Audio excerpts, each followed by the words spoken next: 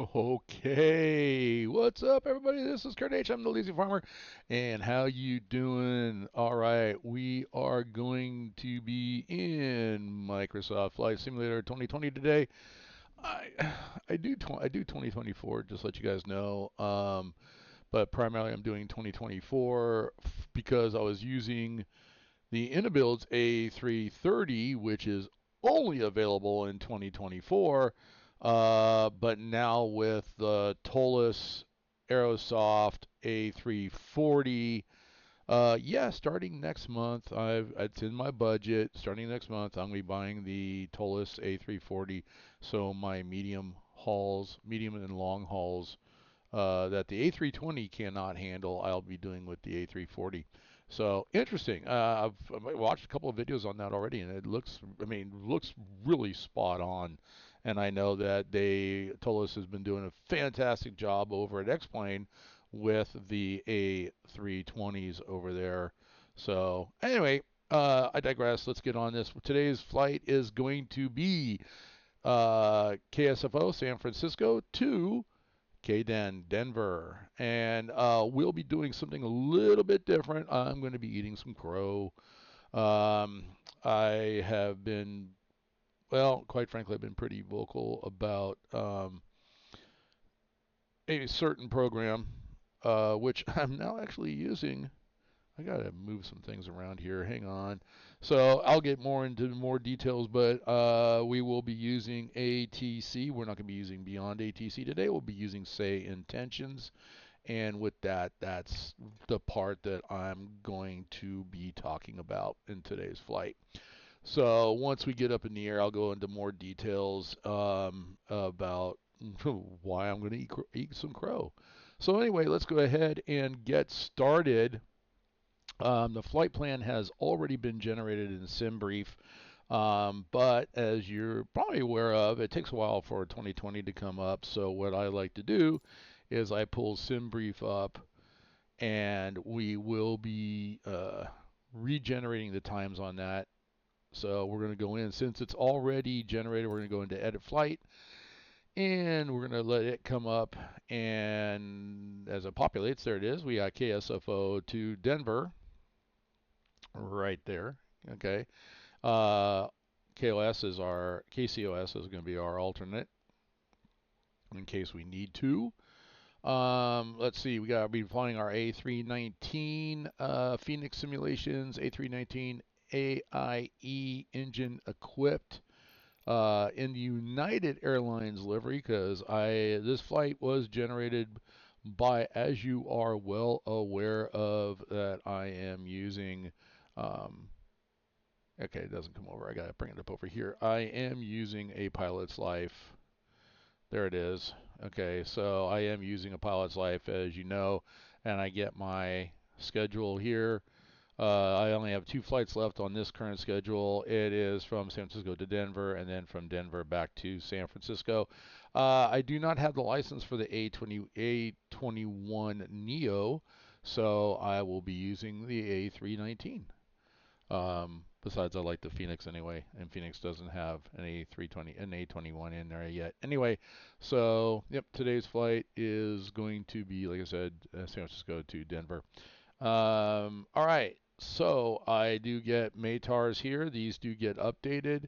I do get METARs actually also inside the electronic flight bag from Phoenix, and also I get it from Say Intentions. I get it also from by calling it up in the MCDU, and I will bring that up later depending on how things go. Why I bring up that point, but anyway, click on show my OFP. Here's my current OFP right as it is right now. But what I want to do is I want to get into the actual. Let's get rid of that for right now. I want to get back onto my flight plan here. Edit flight plan right here. I'm going to go ahead and refresh the time. And departure has changed by more than 2 hours. Yes, I do want to automatically set new runways and alternates.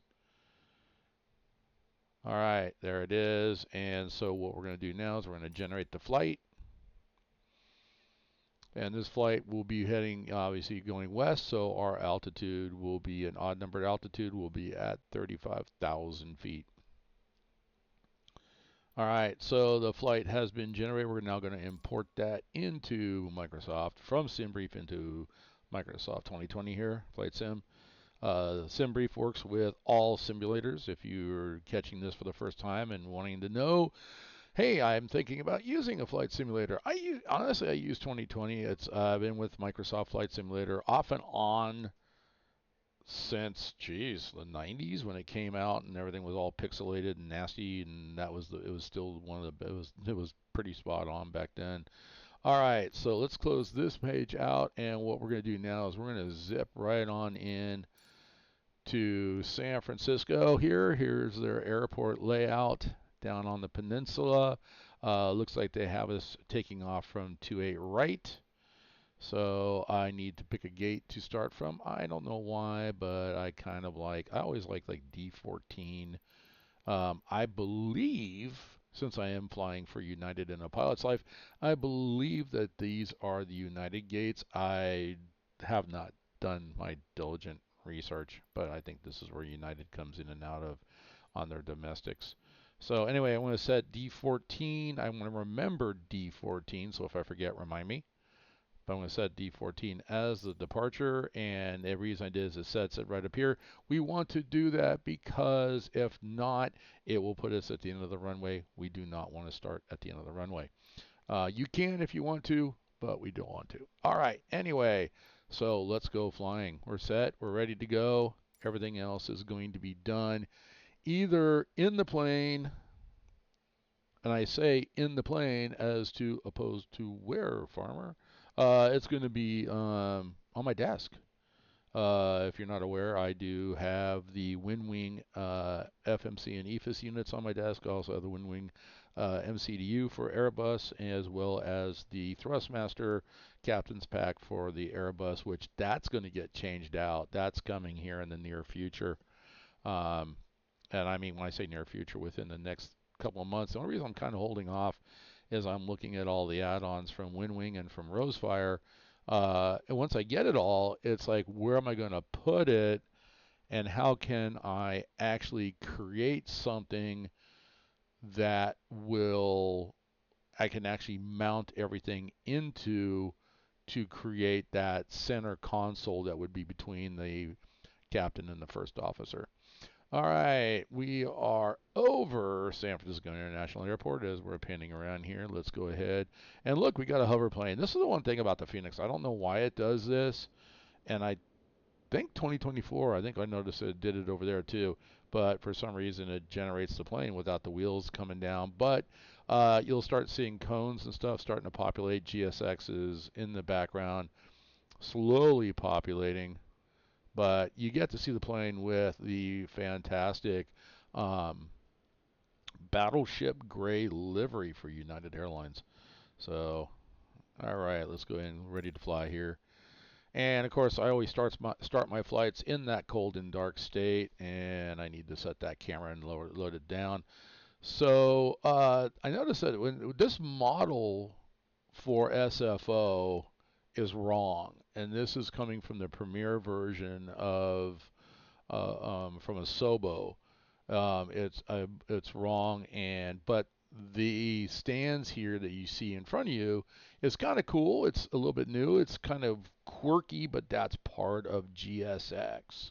So you can get different. Go to flightsim.to and you can get find a GSX for add-on for your favorite airport, and it does stuff like this. It didn't really fix some of the issues that I'm having here, like it's not backing up, and I just haven't gone in and done my due diligence. What I do want to do though is I do want to find an SFO add-on other than a Sobos, because quite frankly, the gate numbers are wrong, and I can point it out. I'm in D14, but yeah, it says 58A, so these are wrong. So, and that's based upon what I just picked. So, I could be the other way around too. I mean, D14 might be the simulator, and 58A is correct. But looks like we got Southwest pushing back over there. Other planes coming in. The models are coming from FSTraffic, which is a Just Flight piece of software. I did apply that. Say Intentions will use that, and oh, it just made that aircraft disappear. But it will load in. I do have it set for maxed out, so 11 aircraft, and we got Delta pushing back as well. So with some, and I've got to, oh man, what's going on? I got a little bit of lag here today, which is, see, there is United over there. You know what? And United is here. So I guess I was right. It's along here and along there is United. Okay, perfect. Okay. And it looks like they're all the co-merger liveries. Got the old Battleship Gray one sitting here. All right, let's get back into the plane again. What I do want to do is,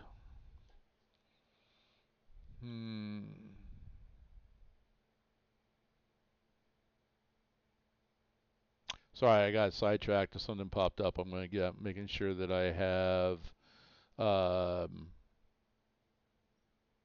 Where am I going here? I want to make sure that I actually have Say Intentions with my current flight plan. So, all right, let's go ahead and grab ATIS here. T-wind 070 at 4. Visibility 10.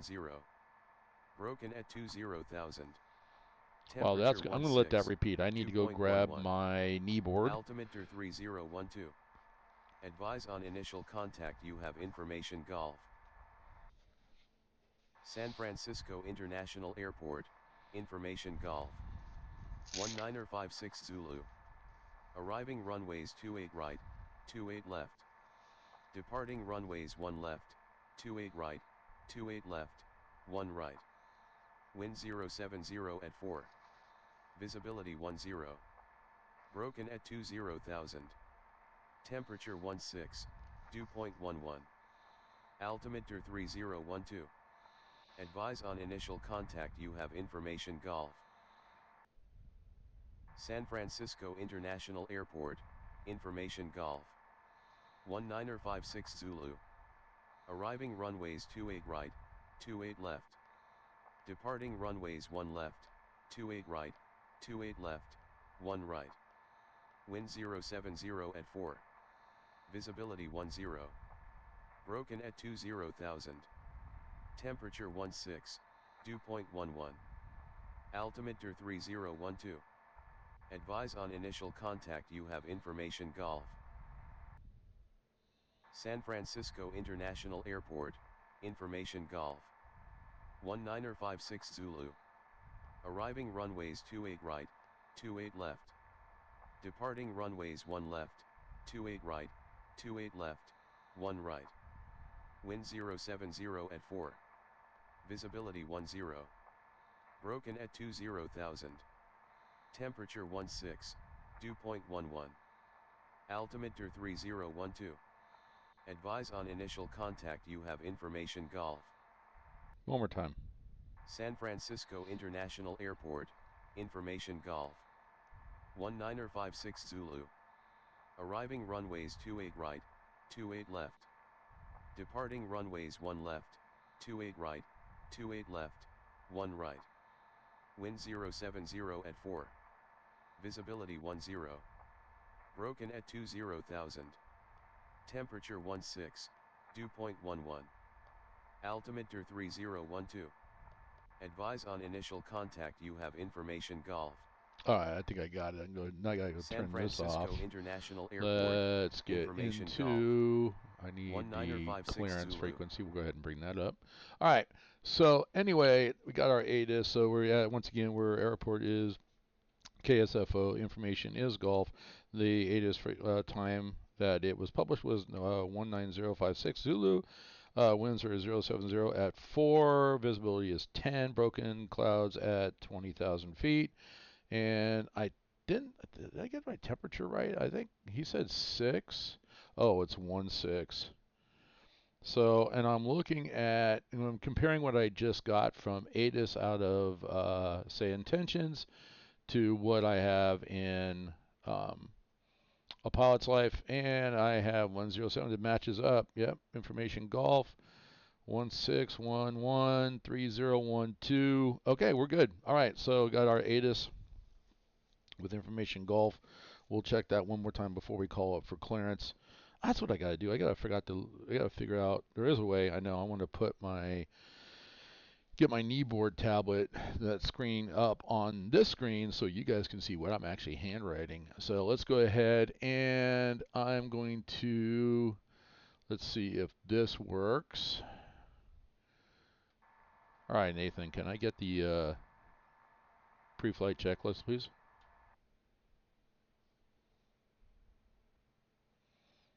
Pre-flight checklist. Parking brake on. Okay, well, I was expecting Nathan, but I got my daughter, Danielle. All right, check. Weather radar. Off, check. Predictive wind shear. Check. Spoilers. Disarmed and retracted, check. Okay, let me know when it's set. I figured I was going to confuse her. Spoilers checked. Flaps. Checked. Retracted. Engine mode selector. To norm, check. Engine masters. 1 and 2 are off, check. Thrust levers. Checked. Back to idle. Transponder mode. Standby mode, checked. Transponder mode. Check. Anti-skid. On. Landing gear. Down. Why is that a question? Wipers. And both are off, check. Okay, let me know when it's set. Wipers off. Pre-flight checklist complete. San Francisco clearance. Good morning. Air Blue Fox Alpha Echo with information Mike. Request IFR clearance to San Diego. I'll have your clearance in just a second. All right, so that's the one thing I want to talk about. That five departure, Dennis filed, climb and maintain 3000. Expect flight level 350 minutes after departure. Departure on 135.1. Squawk 2751. Expect runway 28 right. Blue Fox Alpha Echo. It's morning. It's Delta 2985 requesting clearance to Seattle. San Francisco clearance. This is Skyhawk, November 3378 Romeo, IFR 2. okay. Well, I'm just listening to that. I got sidetracked. Okay, let me turn the volume down so it's out of my ears. So you guys are going to hear it. I'm going to turn it down over there because it seems like it's a little bit loud. Stand by, you're number 1. But anyway, I am going to tear that down just a little bit. All right. So I do have Say Intention set for audio, so we got a little bit, we'll have some radio chatter. So anyway, we're going to go ahead and do our next checklist, cockpit preparation. All right, can we do cockpit preparation checklist, please? Cockpit preparation. Battery 1 and 2.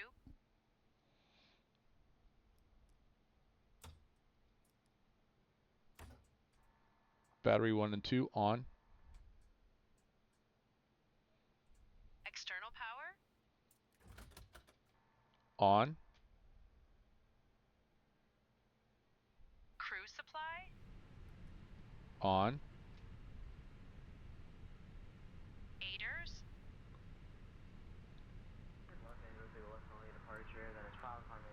On to nav. Cockpit lights. 4542, check runway 28 left. Delta 4895. On. Read back correct. Although I have to say, I have to change that. And I'll explain all this as we get into flight. United 2322, IFR to Reno. We have information uniform. Cockpit Nav lights and logo lights. on. She was waiting.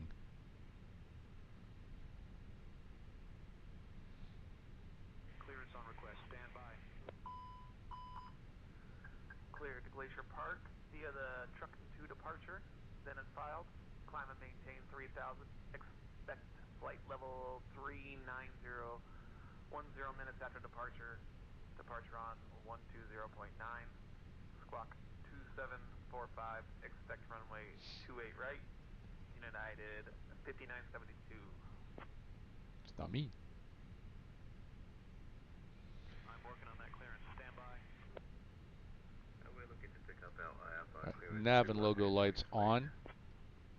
Clearance on request. You're number 1.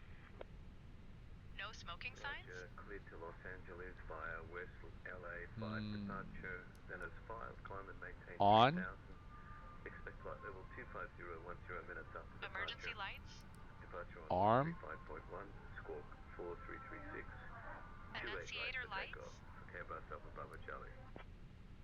Clear the Trunking 2 departure, then as far climb and maintain 3000, expect flight level Test. 320, 10 minutes after departure. Departure on 120.9, score Annunciator lights. 4577, expect Test. runway 1 at left. Delta 2985. APU and ENG fire tests. APU American fire test. 3 request IFR clearance to KLAX, Los Angeles International. Clearance to runway 28 right. Checked. Good. Taxiing to runway 28 right. EFB. Oops. Electronic flight bag, import from SimBrief. That might have to change that. Alright, and ground services, we're good. And load aircraft. Let's get GSX started. Set up. Cleared to Dallas Fort Worth via Trucking 2 departure, then as filed. Probe window Climb and heat. maintain 3000. Expect flight level 350. Standby. 10 minutes after departure. Departure on 120.9, squawk 7565. Probe window heat. Expect runway 28 right. FedEx 2904. FedEx 2904. Heavy read back correct.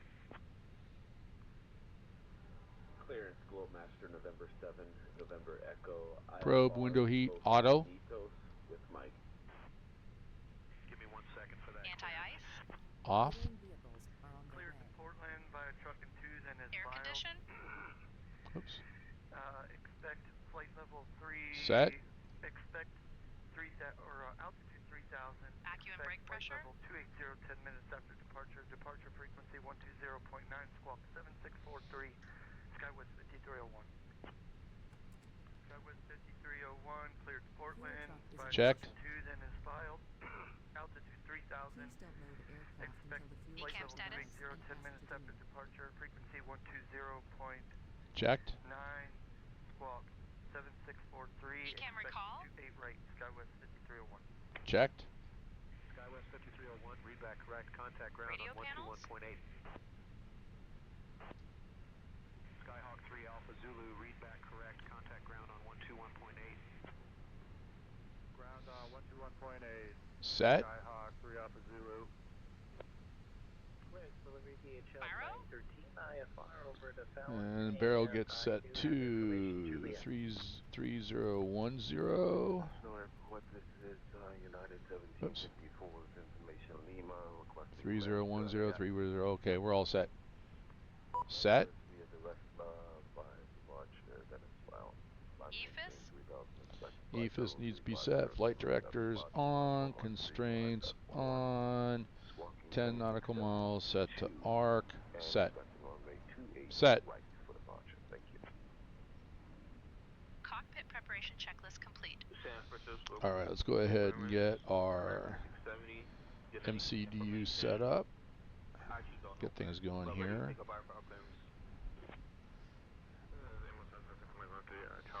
And we'll go AOC, flight in it. Please use your airplane fuel system to set the desired fuel quantity. is with you. IFR to Portland, ready to copy clear. Okay, AOC menu. And let's grab the weather, double check that as well. KSFO. Oh yes, I'm using the MCDU that is sitting here next to me. METAR and send.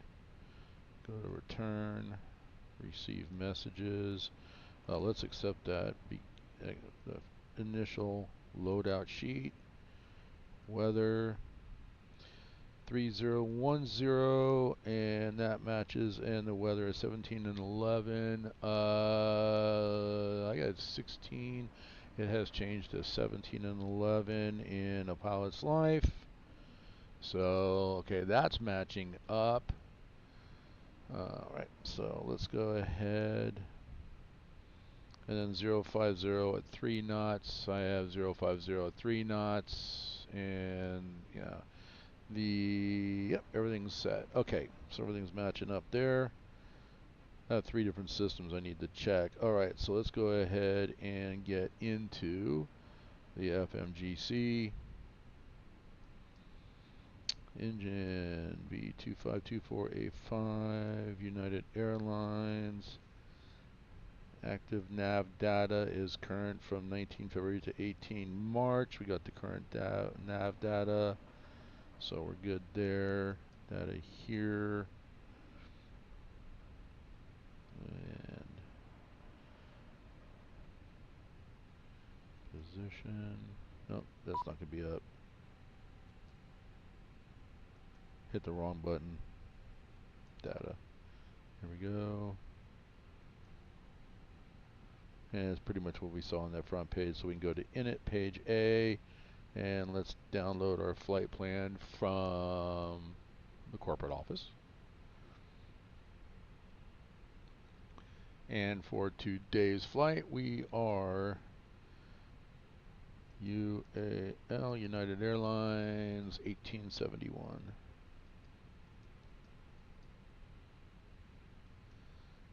Okay, our cost index for today is going to be 15.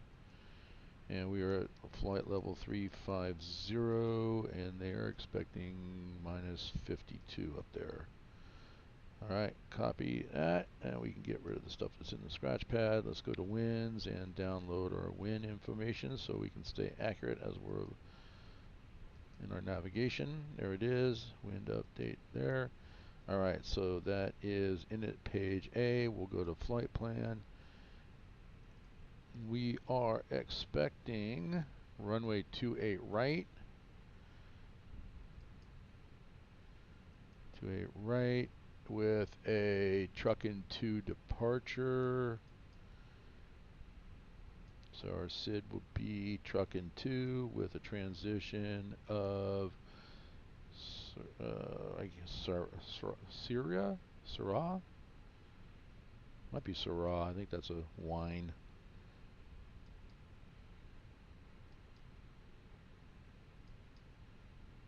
There it is.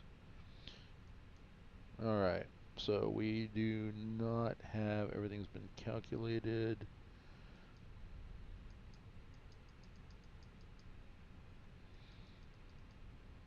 If we go to our, we're going to be late. I'm going to tell you right now we're going to be late getting off the blocks, but that's okay. Better late than never. First of all, start and truck in 2.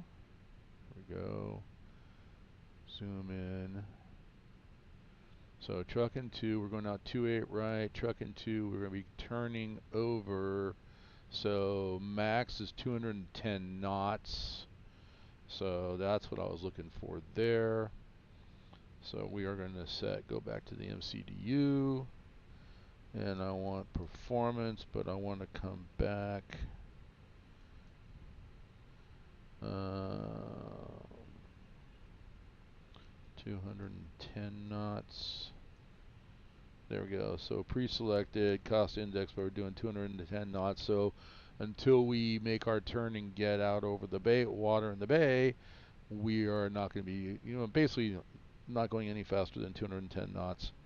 It is a sound environment restriction, or I forgot the exact term. All right, so that flight, we're going to go back to flight plan. And I can put in the rest as well too, which we can change in flight if we get a different. But I'm going to do, we're expecting to come into Denver. So we're going to do right there, we're white KDEN, go to arrival. And they're expecting us to come in on 26. So we'll do ILS 26 with a ski 4. There we go, ski 4 standard arrival, and the transition is going to be bump. There we go, bump transition. All right, that's set. All right, and let's go to airport button here, and we're going to scroll it down. We have a flight plan discontinuity. So what I want to do then is, let's look at plan. So I'm looking at the navigation display here. GBAT.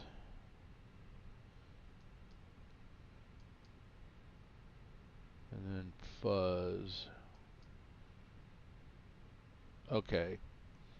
So our flight plan discontinuity, as we can see here, we're going to continue out straight from GBAT.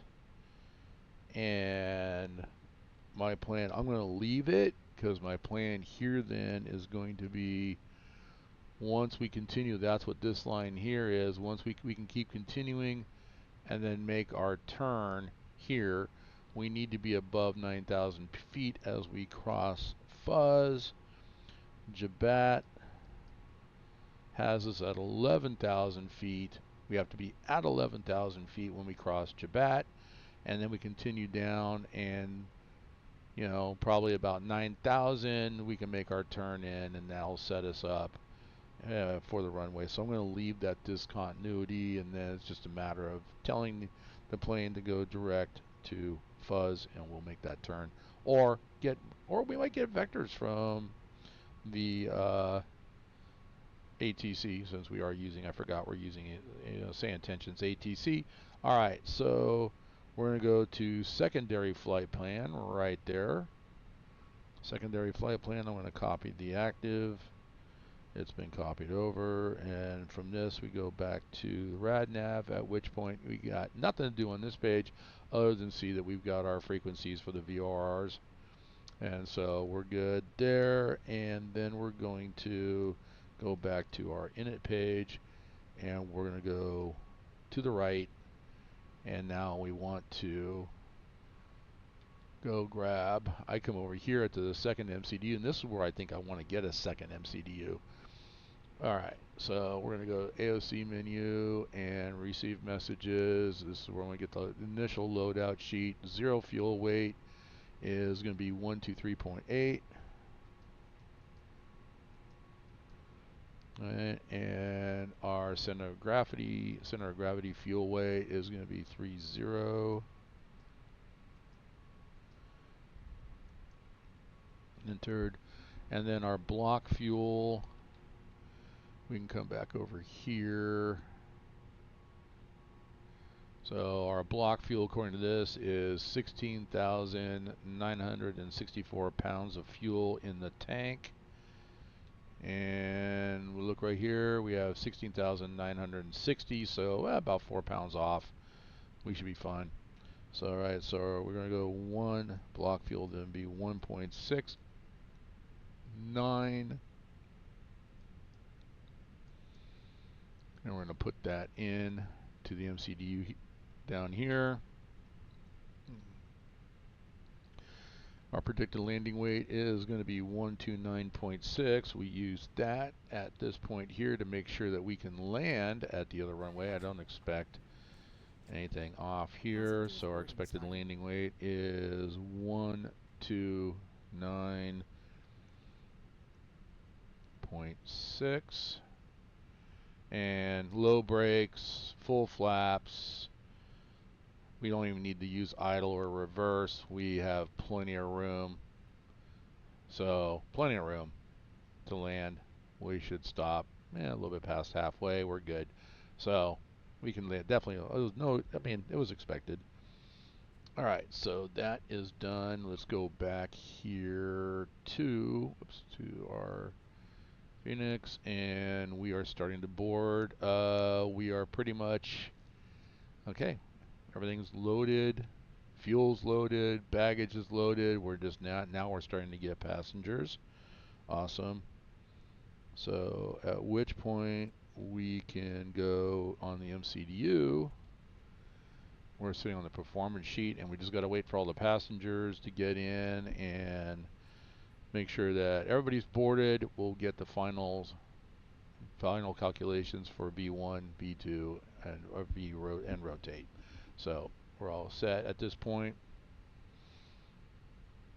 Transition 18,000, engine out 15, thrust reduction at 1510, all set it automatically. So we're good already. So we're just just waiting.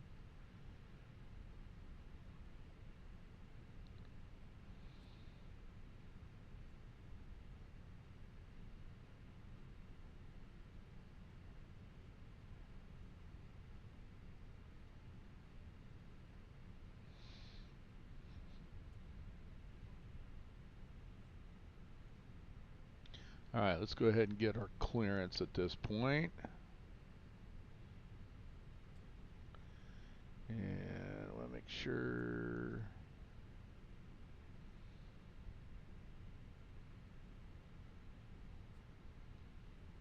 San Francisco Center, this is United 1871, request clearance to Denver with information Golf.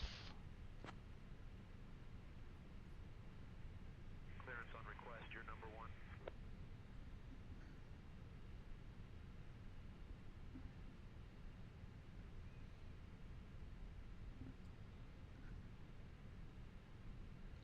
United 1871, cleared to Denver via the truck and 2 departure, then is filed, climb and maintain 3000, expect flight level 350, 10 minutes after departure, departure on 120.9 or squawk 5351, expect runway 28 right.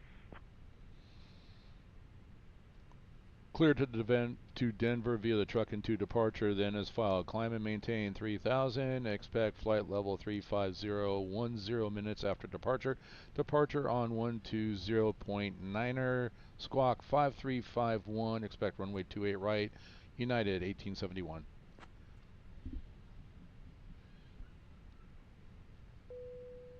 United 1871, read back correct, contact ground on 121.8 when ready. Contact ground on 121.8 when ready, 1871.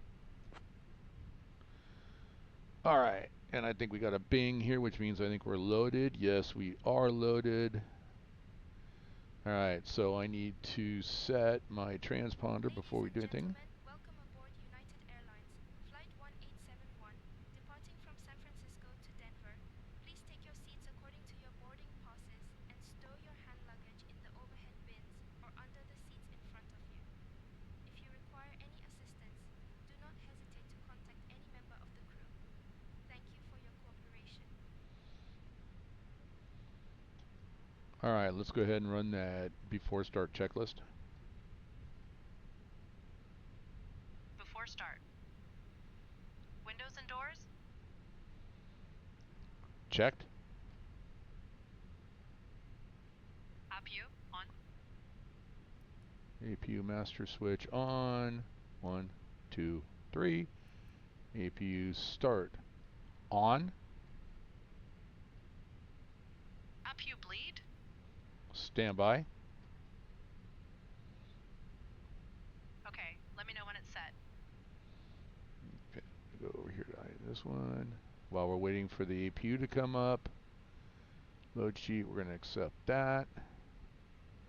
And we're going to go back over here, sync the load sheet and the weather, get the calculations.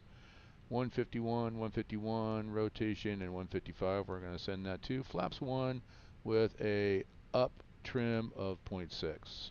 Flex to temp is 80 degrees.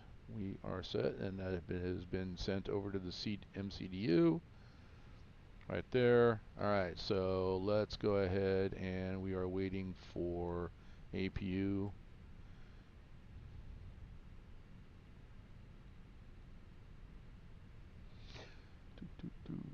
So like I said, I'm trying to make mental notes here, but we're going to talk about some things. So okay, APU bleed is, all right, here we go. APU bleed on. MCDU setup. Complete. Squawk. Set. External power disconnected and off. Off. Fuel pumps. On.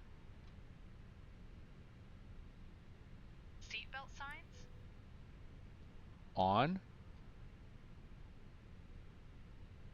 Thrust levers idle. Ladies and gentlemen, On. my name is Vera, and I'm your chief flight attendant. The fasten seatbelt sign is on.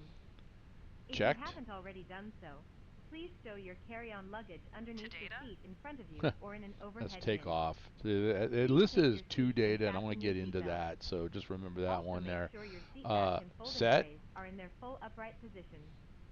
If you are seated next to an emergency exit, please carefully read the special instructions card located by your seat. Transponder auto. If you do not wish to perform the functions described in the event of an emergency, please ask a flight attendant to reseat you. We remind you that On, this is a and I'll talk non-smoking about why they're flight. not on yet. Smoking is prohibited on the entire aircraft, including the lavatories. Ignition. Tampering with, disabling, or destroying the lavatory smoke detectors is prohibited by law. Check. If you have any questions about our flight today, please don't hesitate to ask one of our flight attendants. Set. Thank you. Before start checklist complete. Okay, so the reason I have not done the beacon, I'm going to do it now. There is a thing with Say Intentions that I can either call up the ramp by using the frequency that's in Say Intentions, or I can just hit the beacons, at which point that tells GSX to start getting ready to push me back.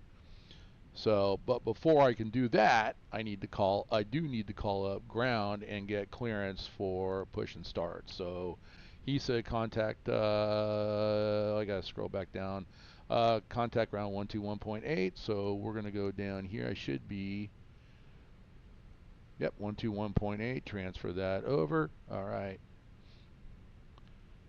San Francisco ground, this is United 1871, ready for push and start. And I forgot my gate number.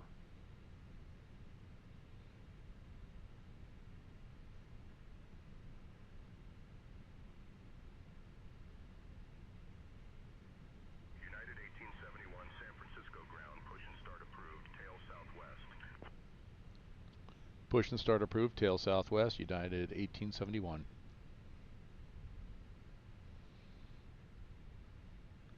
Alright, so which I'm going to do, I come over here, and before I hit the beacons, I want to go here to the nav charts, and we're going to go to airport. So our rows right here, north, south, west. So they want my tail west. So this will, for GSX, they do it as, this would be a nose left, tail right pushback, and that's what I'm looking for. So let me zoom in on this. Oops. Come on. Whoa.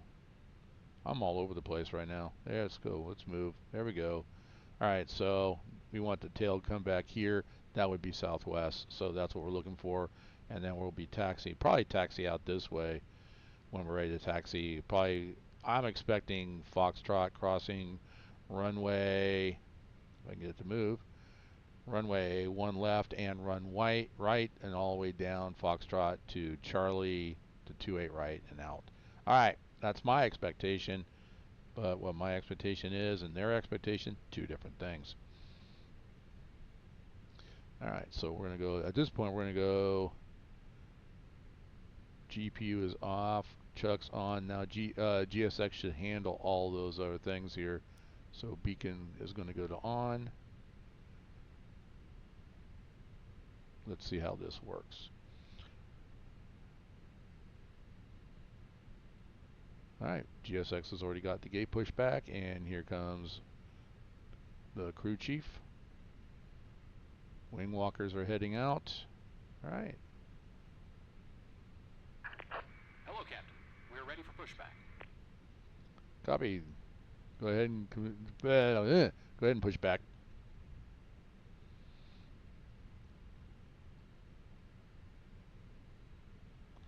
So you can use GSX with Say Intentions. Here's the key point. I already said it. If you want Say Intentions to do your pushback, then you're going to use the frequency from Say Intentions, and you're going to actually talk to the ramp personnel.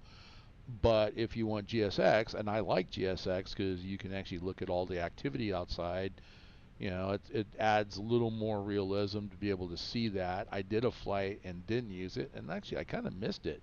So that's why I'll put the I didn't turn the beacon on until I was actually ready.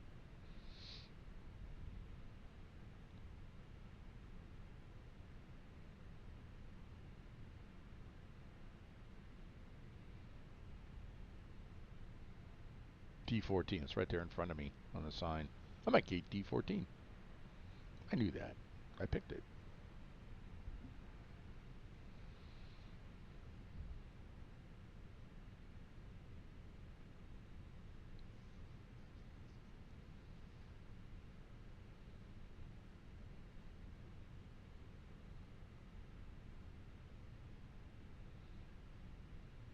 Is he ready for me? I was too busy talking. Let's see. Turn GSX on so I can see what's... Okay, we're still doing a continue pushback.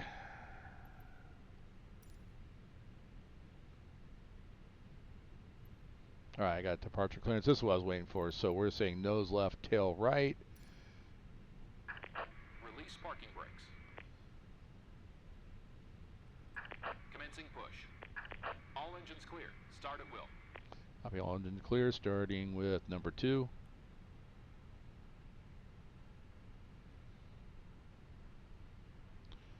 APU valve or fuel valve opened.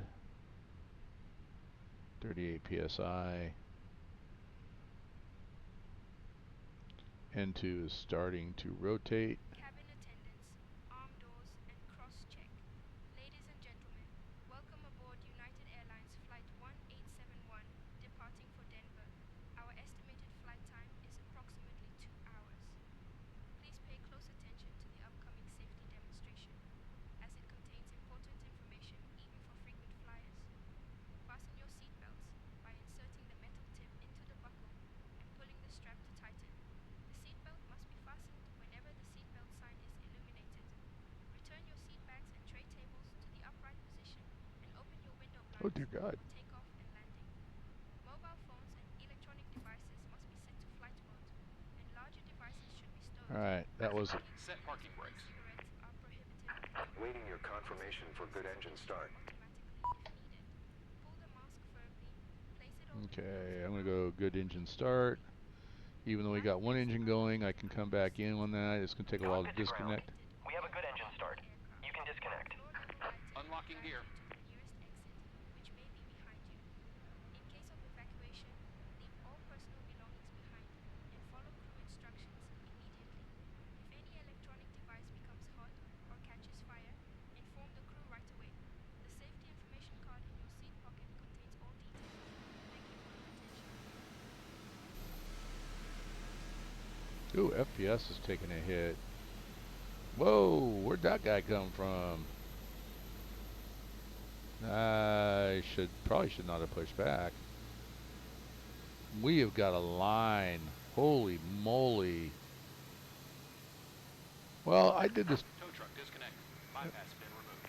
I did this to myself when I said I wanted 11 live aircraft, and I don't know why this guy's just sitting there.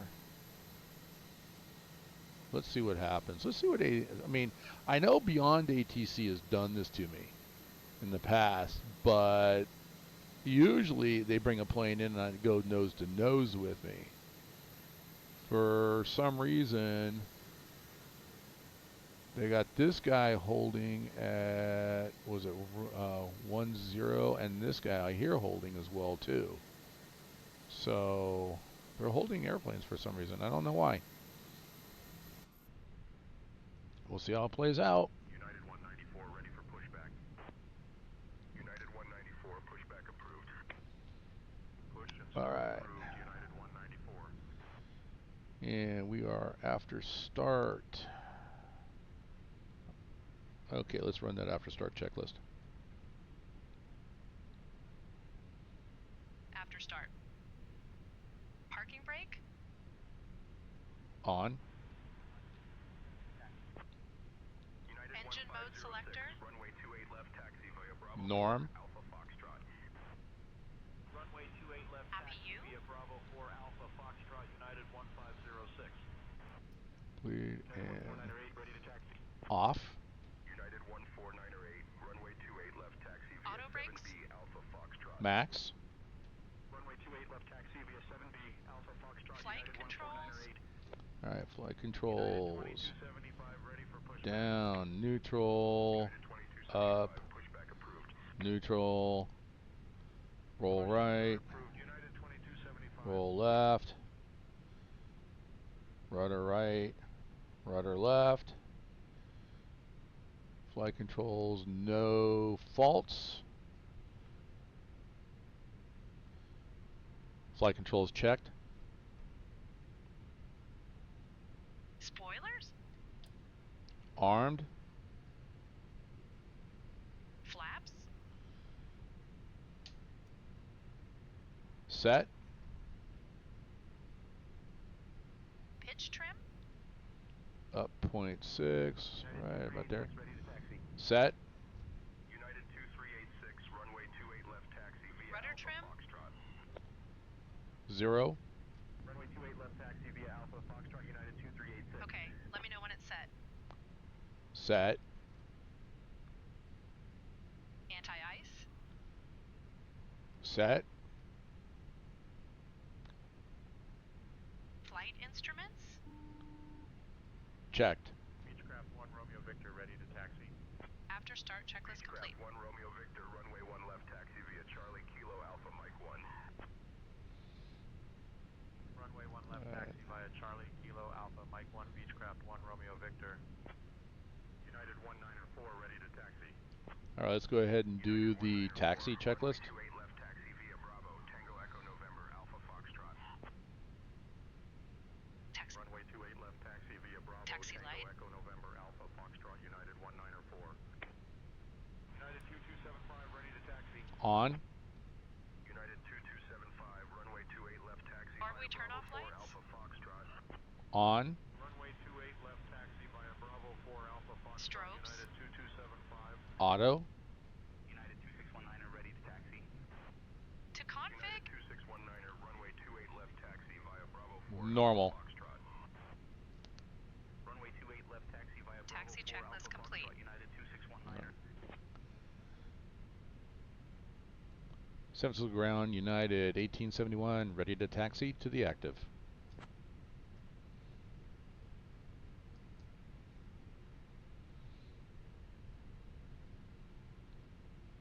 United 1871 runway 28 right taxi via 6 Bravo Alpha Foxtrot Lima. Runway 28 right, taxi via 6 Bravo Alpha Foxtrot Lima, United 1871.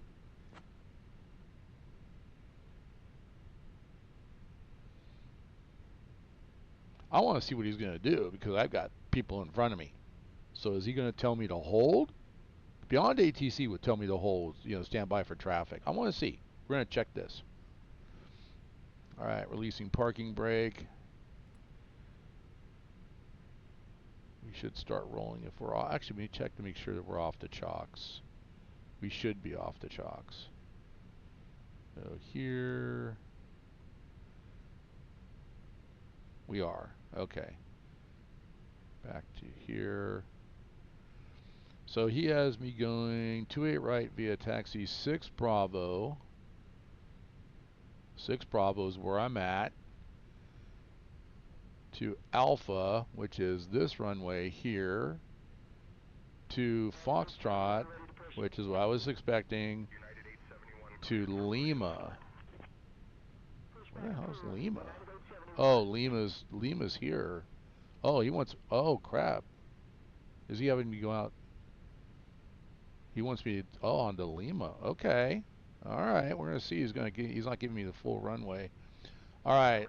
So I'm waiting. And this guy over here is already starting to roll. He's ahead of me, and I'm gonna let him go because I don't want to clip his wing. These planes are starting to move, so we're just waiting for the traffic to get out of San Francisco.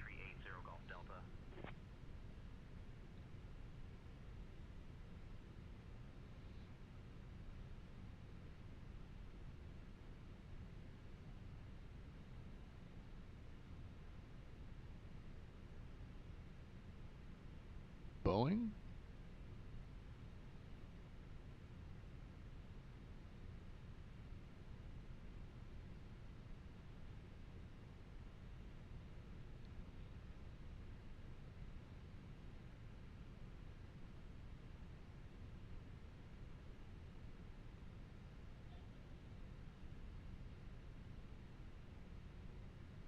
Ah. Somebody with delusions of grandeur.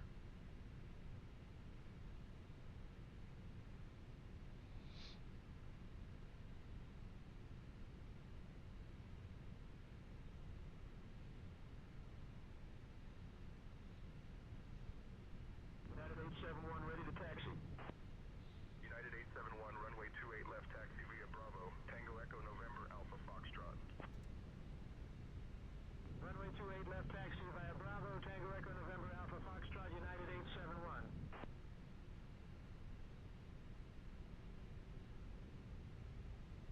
I did set it to max. I put everything to max because I wanted to see what was going to happen.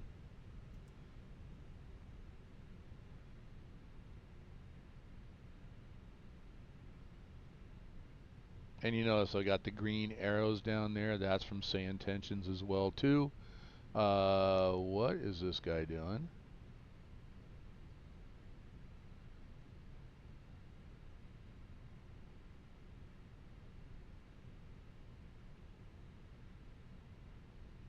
He did a little pirouette right there for some strange reason.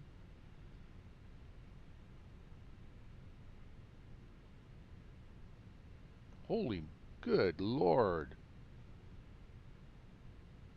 1, 2, 3, 4, 5, 6, 7, 8, 9, 10. Mexico 669er, runway 1 left taxi via Mike 1.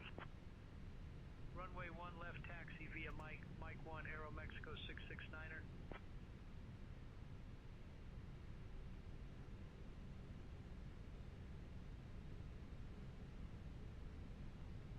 Rush hour in San Francisco.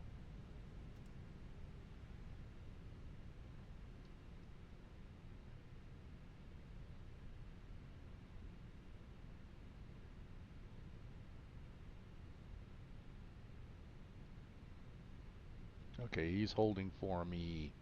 Oh, he was. He's inching up. All right. I'm going to let him go. He's inching up on me, so I'm going to let him go.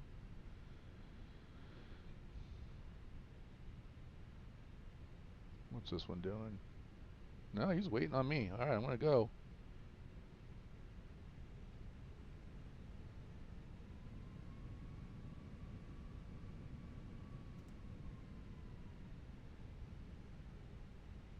Dude, you're going to clip my wing.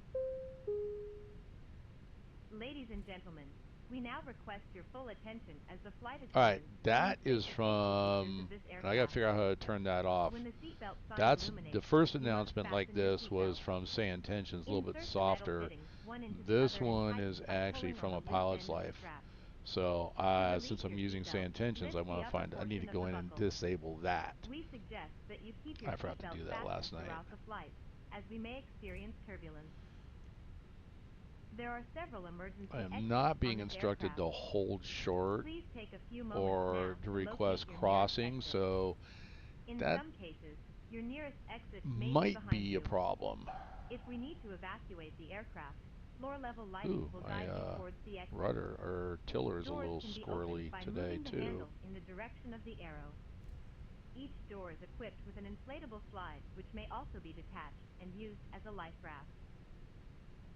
Oxygen and air pressure are always being monitored. In the unlikely event of a decompression, an oxygen mask will automatically appear in front of you. Alright, we're To clear, start the going flow of across. oxygen, pull the mask towards you.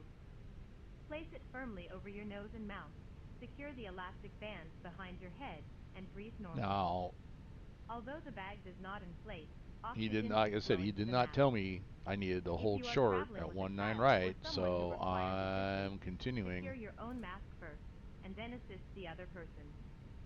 Keep your mask on until a crew member advises you to remove it. In the event of an emergency, please assume the bracing position. Same with 19 left. If you hear, brace, brace, brace, lean forward with your hands on top of your head and your elbows against your thighs. One Ensure right. your feet are flat on the 19. floor. Oh, I The guess it life would be vest one is right. located in a pouch under your seat or between the armrests. When instructed to do so, open the plastic pouch and remove the vest. Oh, they want me to go this way. Slip it over your head. Pass the straps around your waist and adjust at the front. To inflate the vest, That's pull right, this is firmly on Lima. the red cord Okay. only when leaving the aircraft. Approaching If you need to refill the vest, blow into the mouthpieces. Use the whistle and light We got to somebody attract turning attention. on.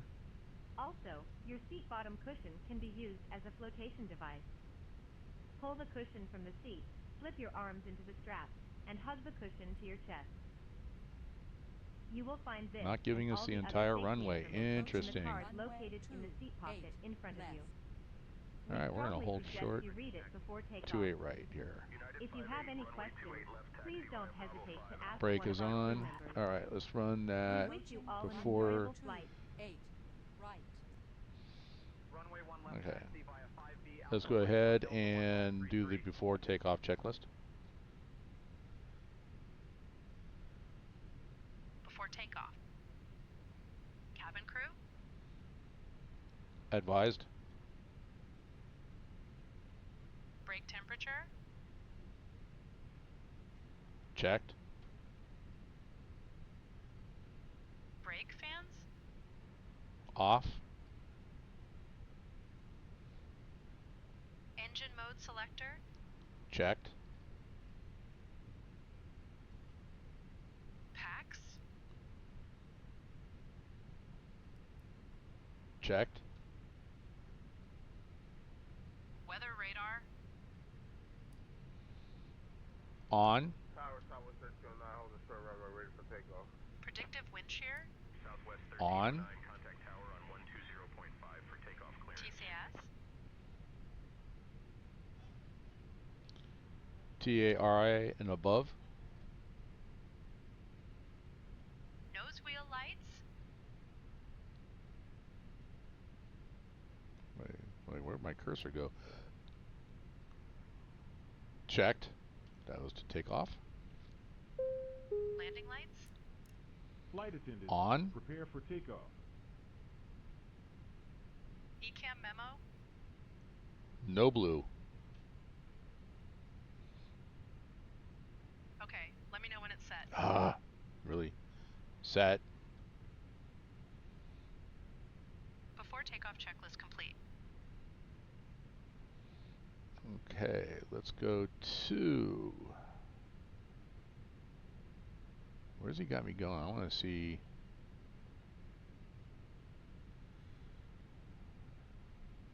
And he didn't tell me to contact tower either. So I'm going to go ahead and contact tower on my own.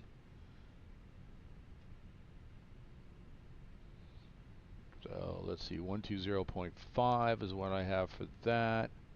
120.5, I set it. Okay.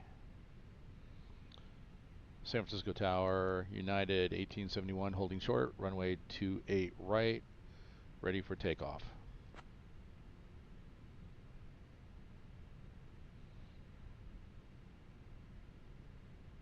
United 1871, San Francisco Tower, runway 28 right, winds 070 at 4, RNAV trucking cleared for takeoff.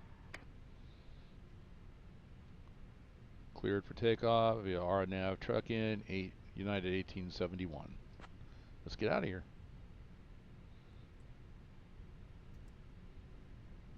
This is going to be interesting. I've never done a short takeoff like this. I've always used full runway. My piloting skills. 2740, hold short of runway 19 right. 19er R, holding short, United 2740.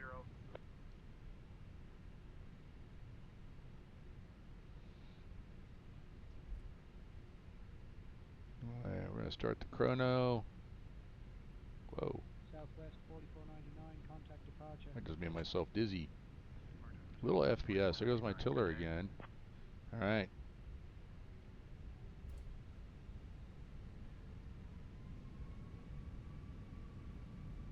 On runway 28 right, remaining 7,200 feet.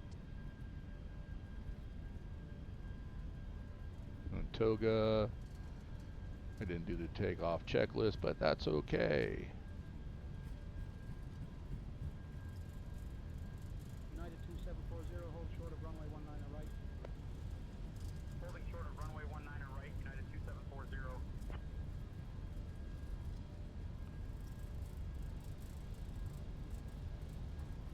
V1 and rotate as we come to the end of the runway. Yep. One left, American 2114.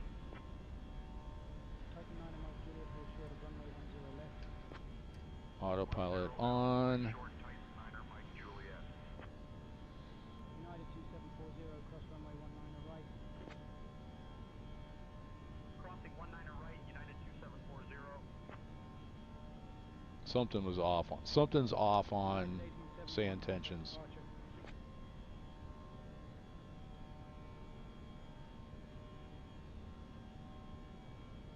United 1871, traffic at you 12 o'clock, less than 1 mile, same altitude A319.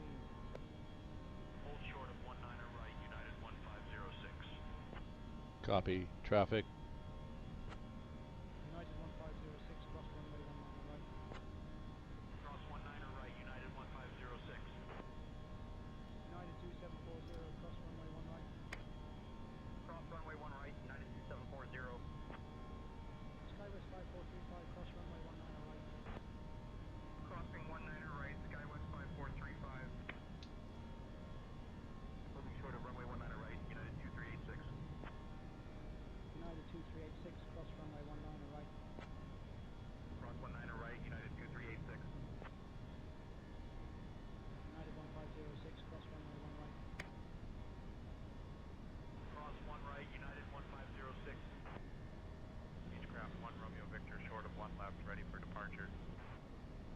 Beechcraft 1 Romeo Victor, wind 0503. Oh, PAX. Cleared for takeoff. 1 left cleared for takeoff. Beechcraft 1 Romeo Victor. Alright, after takeoff checklist, please. 619, hold short of runway 19 right. Hold short of 19 right, United 2619. After takeoff. 2386, cross runway 1 right. Landing gear.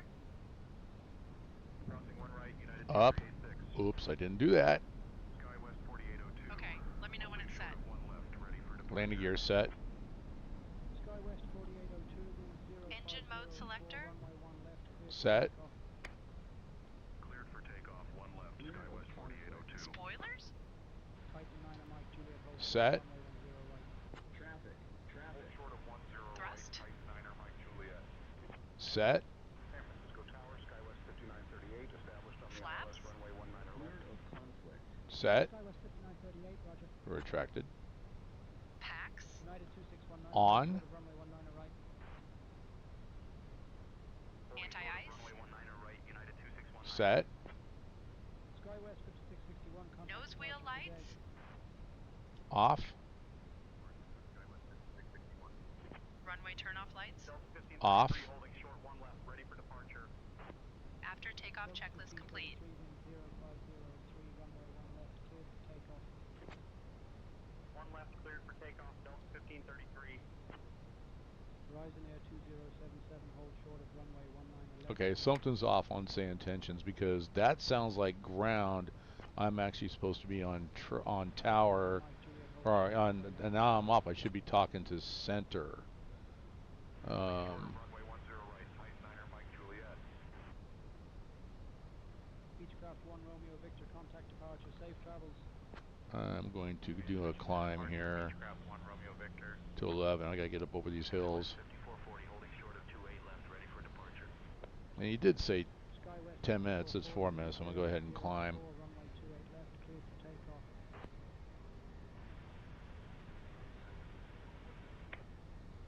San Francisco Tower moving over to NorCal Center. United 2619, hold short of runway 19 right. Yeah, see, that's ground. United 1871, roger, contact NorCal Center. Contact NorCal Center, United 1871. Alright, I'm going to go to center. NorCal Center, United 1871. 5,000 feet, climbing to 11,000 feet.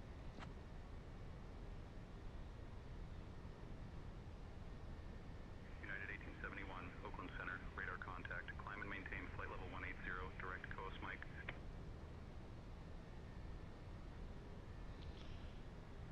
Climb and maintain flight level 180, direct to Cosmic. United 1871. So we're going to go on the MCDU, go direct, Cosmic, insert. Alright, so we are heading for Cosmic, and we're climbing to 180 feet. We're at 7,000, so we're going to clear. That's Mount Diablo right in front of us. United 1871, climb and maintain flight level 250. Climb and maintain flight level 250, United 1871. 250. And set.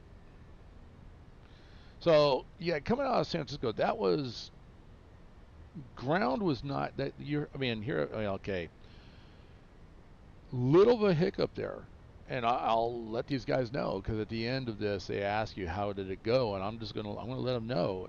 Leaving KSFO... United 1871, contact Travis departure on 119.9er.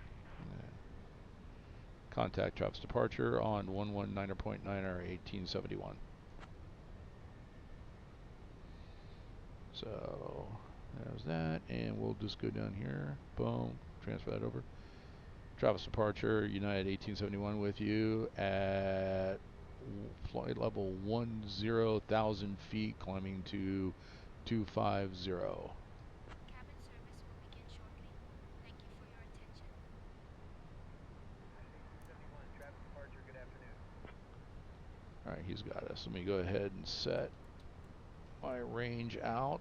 Don't need that anymore. So we got Travis. Alaska 758 is climbing 14,904, flight level 290. Alaska 758, contact Oakland Center on 125.85. So let me go back and review this. 185, Alaska 758. So and I think Say Intentions is technically still under development. And they do, they're constant. I was looking over their changes and updates, and they're doing it almost hourly. So, and it's all done through the cloud. So, San Francisco departure 1, ground when ready.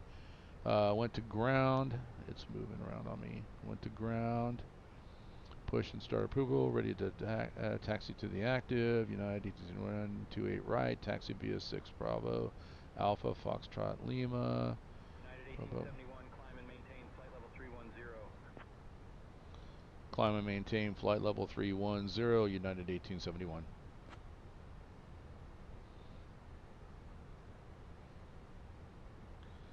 Alright, so, but it wasn't until I cleared.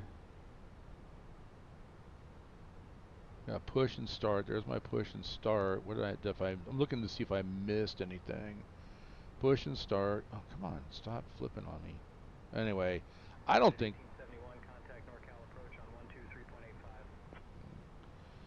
Contact NorCal approach on 123.85, United 1871. Okay, flip the radio over because it's already done. NorCal approach, United 1871 with you. Flight level 155, climbing to flight level 310.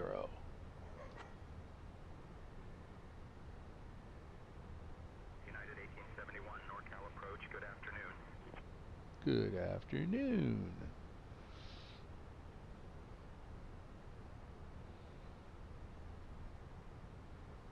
So I don't see anything wrong. I did request taxi.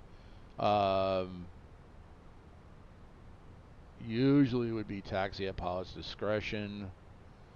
I've heard that when I listened to live ATC. We had a long line of planes trying to get out. United 1871, contact Oakland Center on 119.475. Oh dear God, nobody wants me. Contact Oakland Center on 119.475, United 1871.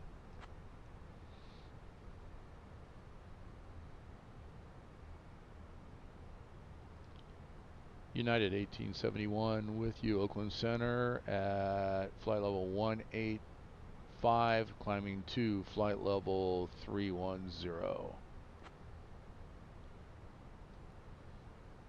1871, Oakland Center, good afternoon. Okay.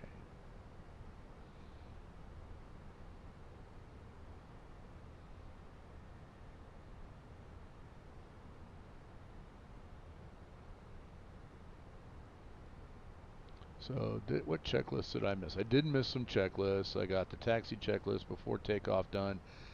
Takeoff, after takeoff, we did climb. So Barrow set the standard, landing lights off. So let's run the climb checklist. 1871, climb and maintain flight level 350. Climb and maintain flight level 350, United 1871.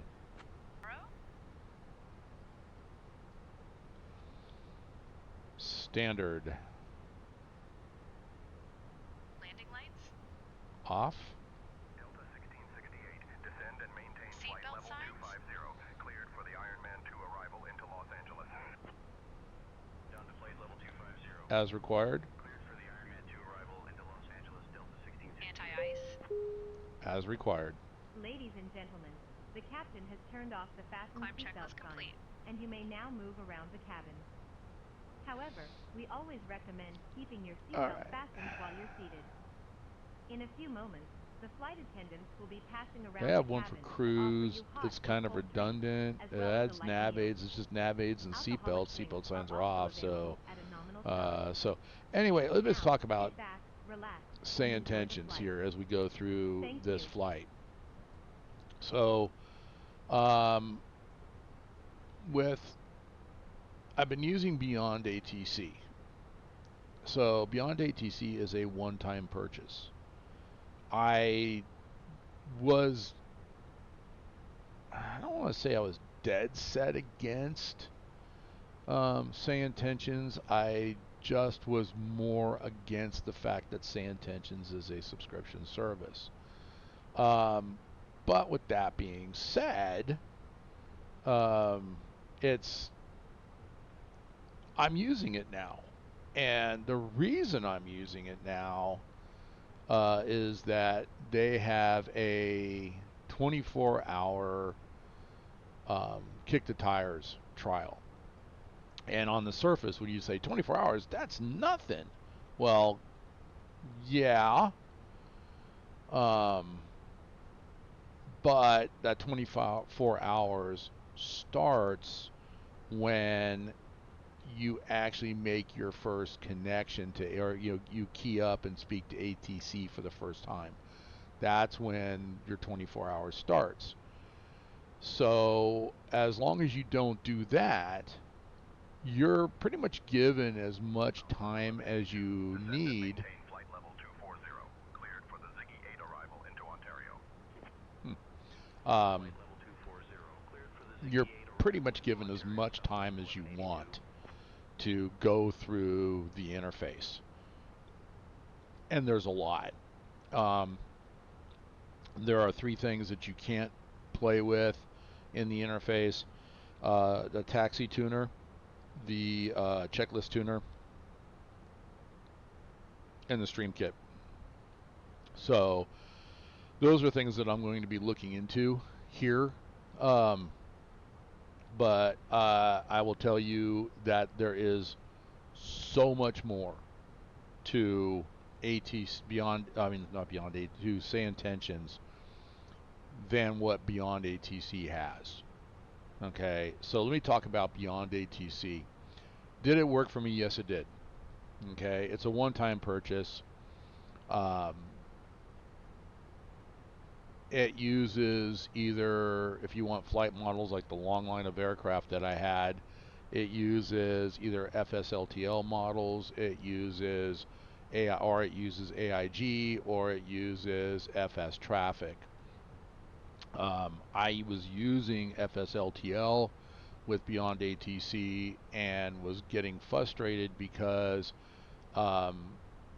every time I would get, a request push and start, and they would grant it, as I'm starting my engines, I'm getting pushback, and next thing I know, I'm nose to nose with an aircraft coming in down that taxi lane.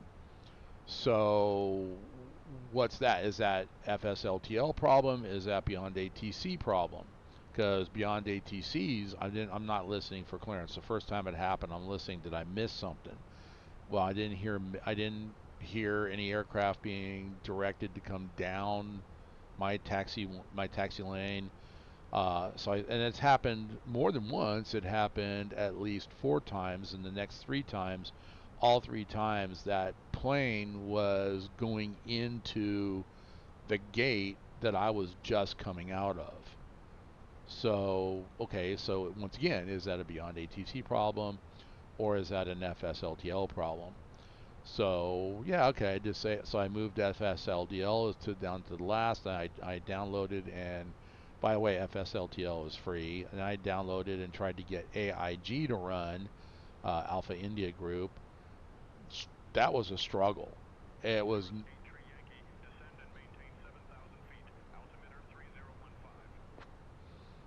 It was. Yeah, it was not easy. I'm not so sure I even got it to work properly. So I uninstalled it, got rid of it, and I decided to purchase the FSTraffic from Just Flight, and I did that after I purchased it for Tower Simulator. 2 separate purchases, not one package that covers everything. And it was because after Tower Simulator, I was looking at the flight models and in Tower Simulator, and they're incredible. Whoa, that was a little bit of a kick. Okay, we're getting kicked around here. I'm going to turn seatbelt sights on here. Ladies and gentlemen, this is your captain speaking. We're getting a little bit of turbulence up here, so I turned this fasten seatbelt signs on. The captain has turned on the fasten seatbelt sign. Please return to your seat and keep your seatbelts fastened. Blue Nose 263 Thank you. At gate E2 with information echo. Request IFR clearance to San Diego. Clearance on request. Stand by. That's interesting. So some of that stuff I should not be hearing. So anyway, let me get back to the difference between Beyond ATC and Say Intention. So with Beyond ATC, like I said, I had purchased the FSTraffic, and yeah, you saw the planes. Some models look pretty darn good. Some of those are random as well too. The United ones, I'm pretty sure, came from FSTraffic. The other ones, I'm not sure where those came from. But anyway, they did look really, really good, and it did alleviate the problem of going nose to nose. and it seemed like Beyond ATC had more success directing those models to do what they were supposed to do as opposed to FSLTL. So somewhere, and it's probably one of those things, we see it all the time. You got one company will point fingers at the other company is pointing fingers back, and it's okay, fine, whatever. So Beyond ATC was good. The vanilla version, which is very good, but you are limited to just maybe 4, 5, 6 voices. And after a while, in the beginning, okay, great, that was doing pretty well with the immersion. But then after that, the immersion started to go away. So you can buy more voices, and you're given like 30,000 characters, and that's the thing with Beyond ATC, is that if you say the word hello, well, that's 5 characters you just spent. Okay, that's if the AI says something. So yeah, I think it's like 30,000 to start. I mean, it doesn't seem a lot, and I used it for one entire flight, and I had a whole variety of different voices, and so okay, that's kind of nice. Does that make Beyond ATC a subscription service? Yes and no. It's more like filling the gas tank of your car. If you want more additional voices, or you want your car to go faster, go for a more longer distance, you gotta stop and put gas in. Well, Beyond ATC is the same thing. If you want those additional voices to continue, when the gas tank runs empty, you go and spend some money and you buy, more characters. And I mean, we're talking in hundreds of thousands of characters. I mean, you have some choices there. The money doesn't go to Beyond ATC, or so they claim. It goes to whatever AI service they're using to get those voices. So that's Beyond ATC. So does it work? Yes. If you don't want to do a subscription service, go ahead and use Beyond ATC. But now let me talk about Say Intentions. So once again, I was not all for going to a subscription service, but hey, I talked to a buddy that he did the 24 hours. I'm like, okay, let me go talk about the 24 hours, and I'll give it a try. And I'm thinking, okay, I got 24 hours to check this out. So I set aside an entire evening, and that's when I found out that the 24 hours doesn't start until you actually key up the microphone and talk to ATC, and that's when the 24 hours starts. So I'm looking at the entire interface, and there is a lot to look at. I can't show it to you, but I can tell you that as I'm looking at this, obviously when you go into your pilot portal and go into the interface, things that you're going to look at is your account details, settings, what's new, constantly what's new. That thing just lit up again. What's new? So 5 hours ago, cabin crew, they just speedy retreat, fixed a bug where the cabin crew would sometimes get your ETE completely incorrect. They fixed that. Change log 21 hours ago, fixed a bug where your star changed in mid-flight. I didn't have that, so. But virtual airlines 21 hours ago, fixed a bug. Traffic change log. This was 1 day ago. Fixed a bug to prevent traffic advisories from being issued. So I mean, I'm seeing 1 day ago, 2 days ago, 2 days ago, 2 days ago, 2 days ago, 3 days ago, 3 days ago. So they're constantly working on this. Constantly. Your probably portal is where you download your interface. You get your downloads from there. You can do missions with Say Intentions, SkyOp missions. There's ACA missions, so that's like life flights. You can fly commercial routes if you just want to fly a commercial route.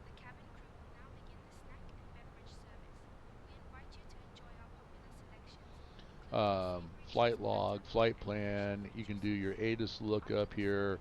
Flight tracker, stats and metrics. Basically, is like who flies what and how often they fly. And it really is. I was really surprised last night when I checked stats and metrics. Let me look at it again. The most common route to fly is Los Angeles to San Francisco. Interesting that is, the most common route. Then Los Angeles to Las Vegas is the next most common. San Francisco back to LAX, the next most common. Actually, then you've got EGLL, which I think is Heathrow to EGLC. I'm not sure what EGLC is. That is, so yeah, those are pretty. Las Vegas to LAX. EDDF, I think, is Dusseldorf. Not sure. Back to Heathrow. So quite a bit. I mean that's all the stats are.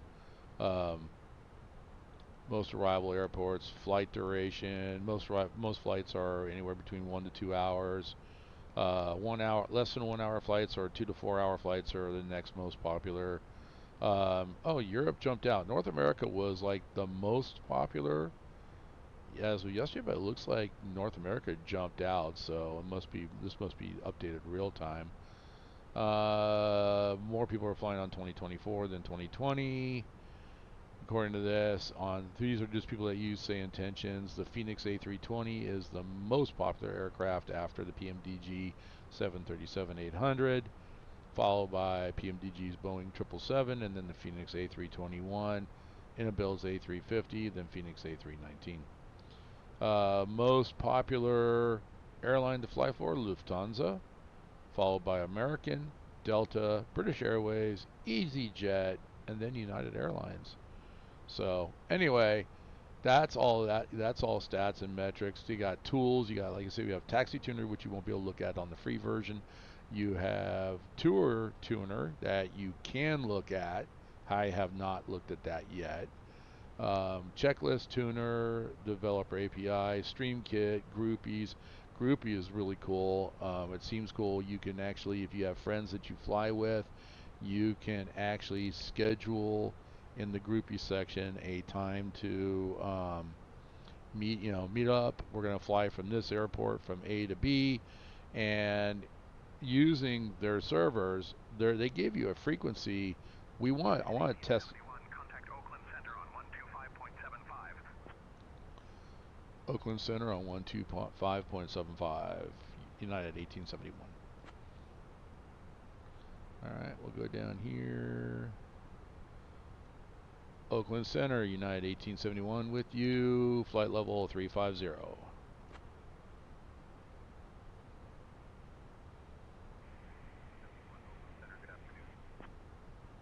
So, you're going to hear, I don't know if you noticed, you've heard a lot of difference in the voices.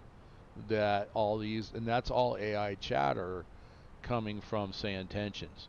No filling up your gas tank. You have the option with Say Intentions to say, yes, you can sample my voice for AI traffic, or no, I don't want my voice sampled. Stop doing that. I'm trying to move around over on this other screen. So it's actually, that part's pretty cool. Where am I looking at? Route Sky. I want to come back over here. So I'm looking at the panel. It gives you all the frequencies. And even like right now, we're passing. If we have to declare an in-flight emergency, where the closest field that can take us is Fallon Naval Air Station in Nevada. And we can actually click on the frequency to contact them and saying we're declaring an in-flight emergency. Interface is really, really good. It shows you what your flight ID is. If flight following is active, what's my destination, what my transponder code. About 81 minutes before we get to destination. I have I'm on their radar, so they're following me. All that stuff. I mean, it's pretty informative. Bottom line, as I look at this, going into just the settings, we have the general settings. auto detect, force it on your iCal code. Sim brief, you can set it up for sim brief, of course. Squelch tail effect, ground loop effect. Plays a slight background buzzing sound when you have the PTT button pressed. So you can set that. Set all your information in there. Set your audio, your controls, aircraft call sign, intercom. You got 3 channels for intercom: channel 1, channel 2, channel 3. Channel 1 I have set to co-pilot. Channel 2 is set to the cabin crew. Oh, I was trying to talk to the passengers, but channel 3 I have disabled, so let's fix that. So we're going to go passenger PA. Alright, so channel 3, use this channel to talk to the passengers in your airplane. They won't respond, obviously, but the cabin crew and or co-pilot can hear you and will be aware of what you said for future context. Okay.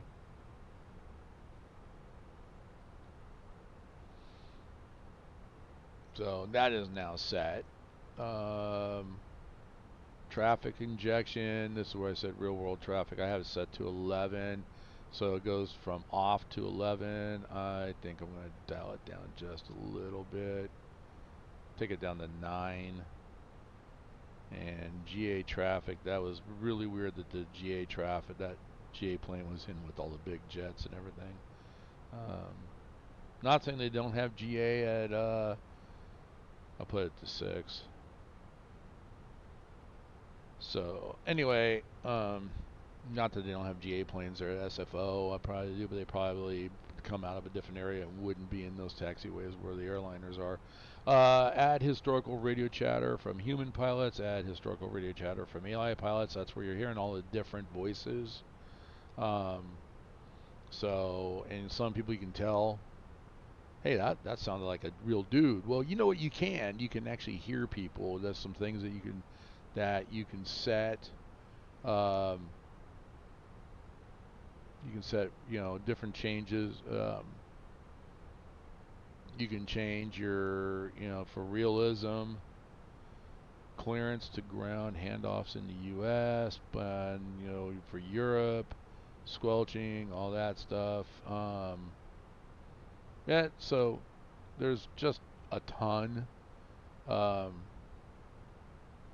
You can actually have, if you know friends and family, you can actually have them read a script and do it as an MP3 file and upload it, and your friends and family can actually be your cabin crew. So I may end up doing that if I can do that with cabin crew. I might actually get my daughter to read a script for me and set it up as make her one of the cabin crew. So anyway, Hey Captain, First Officer, would you like anything to drink or a small snack? Our catering is so good. Even the peanuts have a better attitude than some passengers. I'll take a soda.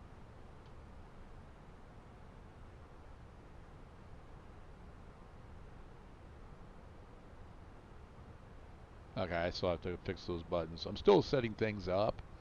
And as I say that, there is a phone app that you have for Say Intentions. So in a situation like that, if I don't have a button set, I can go to the phone app and I can respond on my phone, and then they will respond in the simulator. So it's pretty cool. So that's pretty cool. So the multiplayer, there is a multiplayer option in here. Enable Skynet aircraft, and then enable Skynet audio. Basically, by enabling Skynet aircraft, if there's anybody else in the area or in your vicinity that is using Say Intentions, you will see their aircraft. Skynet audio, if somebody's in your vicinity and they're using Say Intentions, you'll hear their audio. And if I so choose, I can share my audio, which means that my audio will go out so that other people can hear me, that I'm in the area. So there's a lot. Like I said, there's a lot. And all this stuff here is stuff that you can look at and go research on all before you key up and talk to ATC that first time. So, all right, we're coming up on the estimated transit point. So what I want to do is I'm going to go, excuse me. I'm going to go here, and I want to go to airport, and we're going to scroll down, and I'm looking for top of descent. There's top of descent, and between top of descent here and a basin is 7 miles. I'm going to add 40 to that number, so 47. So I'm going to press the soft key next to a basin, and I'm going to key that into the scratch pad. There we go. And then I'm going to go in the upper right hand corner where it says fix info, hit that soft key, and you can kind of see on the simulator me pressing it. And then I'm going to go ahead and insert a basin into that, and then put 47 into the radius. And so we're not getting an arrow, so we cannot inject that waypoint into our flight plan, but by having that there, we can go back to flight plan. We will get up on our navigation display, we will see a blue circle appear around that waypoint. And so that blue, from the edge of that blue circle to that waypoint, that's the 40 miles. Or in this case, 47 miles, because I want it to be 40 miles from top of descent. And then that's kind of my reminder to, okay, I need to start looking at all the, basically do the pre-descent briefing, look at... United 1871, contact Salt Lake Center on 133.45. Salt Lake Center on 133.45, United 1871.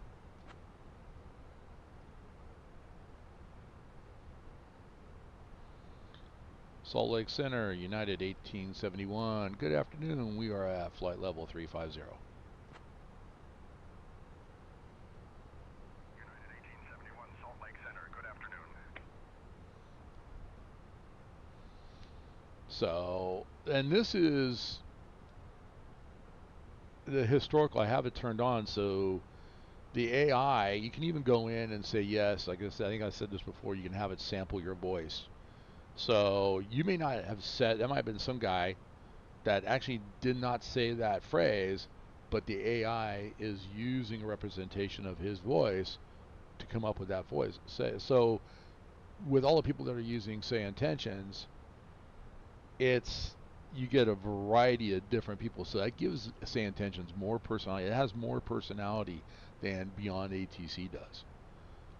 So considering that, Say Intentions started as a father-son idea and expanded into what it is today, and it's something that's constantly being worked on, and we're talking, like I said, there's updates. Literally, I've seen updates like every hour. There's a crew of people working on this. So Down to flight level 230. Cleared for the legs arrival into San Francisco, United 506. So honestly, with that being said, the subscription fee, if you think about it, this is how they're paying so many people to constantly be working on it. And I'm assuming people are getting paid. I'm not assuming they're not volunteers, and then dad and son are reaping the benefits, at which point I might go back to Beyond ATC if that ever comes out. But I'm assuming that there's a huge variety of people that are in the programming and taking care of business, and so what's a cost? I mean, you can do a month, $19, a little under $19 actually. You got Say Intentions for 1 month. Okay, play with it. Do the 24-hour and go through the entire interface, and then maybe do a couple of small 1-hour flights and see if it's something that you want to use. Or do you want to stay with ATC and Microsoft? Trust me, I've done that too, and that was painful. All right, what's my company message here? Let's go look at the second MCDU here. Return. Ops. I am 8 minutes off, so delayed for 8 minutes. So we will go back over here, and what we want to do is click here and delay allocation card, and we'll say ATC startup display or delay. I'm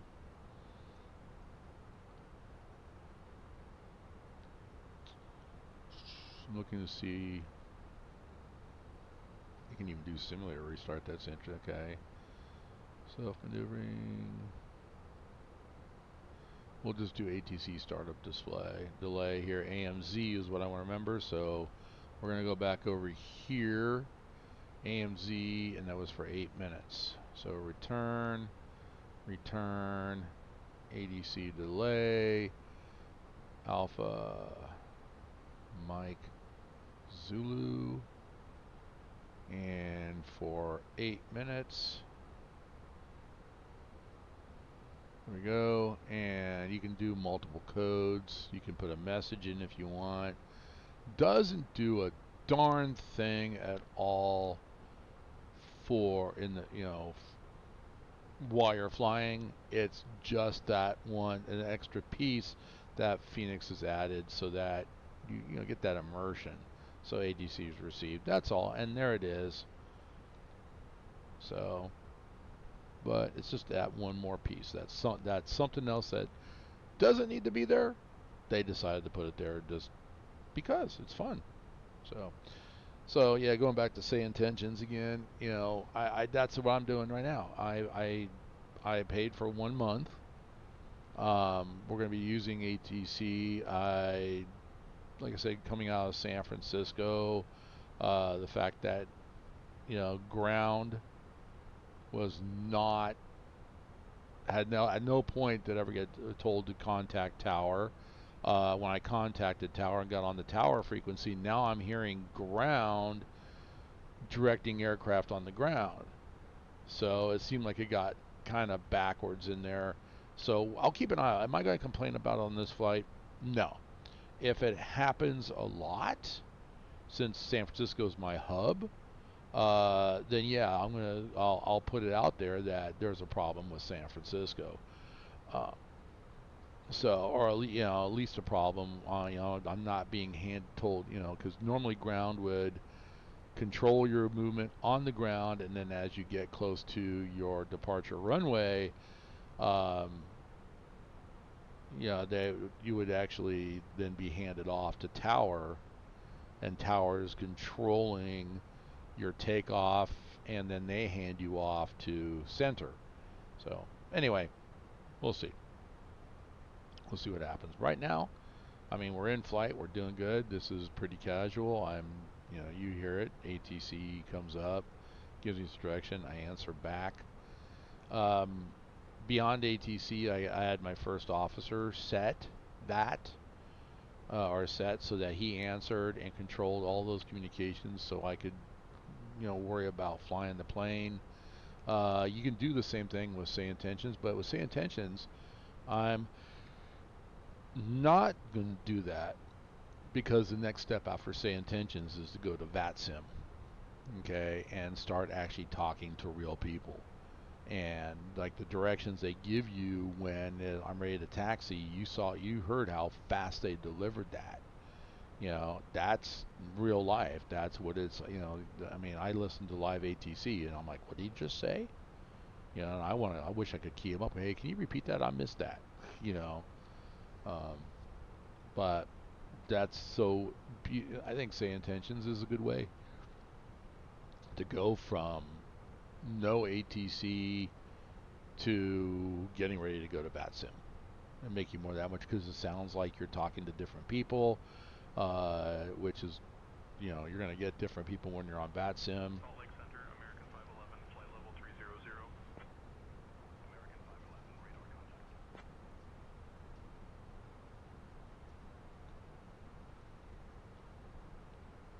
So anyway, we are almost halfway to Denver in our flight. Let's see. Let's go over. I want to. we're going to go into our MCDU again, and we're going to do some preliminary stuff here. We're going to go into performance, and then we'll go to our next phase. We're in the cruise phase. Here's our descent phase. Here's our approach phase. So I want to be in approach, and then I want to go over to no, that's not what I want. I want the navigation charts. Okay, navigation, and then we're coming into Denver. I have it starred. So, all right, we're ILS into runway 26. All right, so we are talking about coming into the Mile High City. So when we start our descent, I have in the past have always set my descent to right at the end of the feather for the descent. So I want to target 7,000 feet at grasp. In this case, 7,000 feet. So we'll make a note of that. Let's see. Grabbing my knee board here, which is not on my knee. All right, so we want to. I can't put it there. Okay. Let's see. I'm going to scratch pad. Let's do new scratch pad, blank paper. So 7,000 feet. Okay, at grasp. And our, okay, so the ILS barrow is 5509. Okay. And as of right now, let's go back to ATIS. I cleared that out. I got the wrong one. Why is that? Oh, here I go to this ATIS. There we go.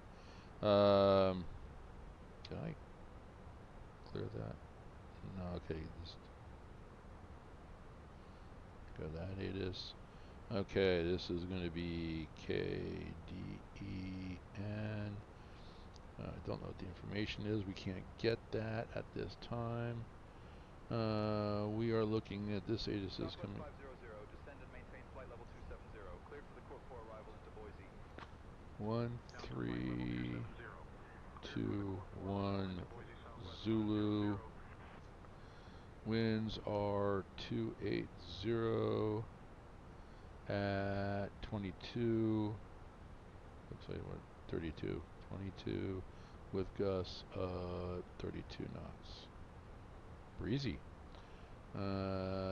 Visibility, we have scattered. Okay, scattered at 4,000. And then broken at 22 or 220. Okay.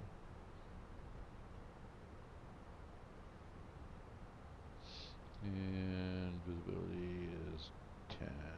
Okay. Temperature, we're looking at a temperature of 19. The dew point of -08. Altimeter right now is currently at, my altimeter go, 2989.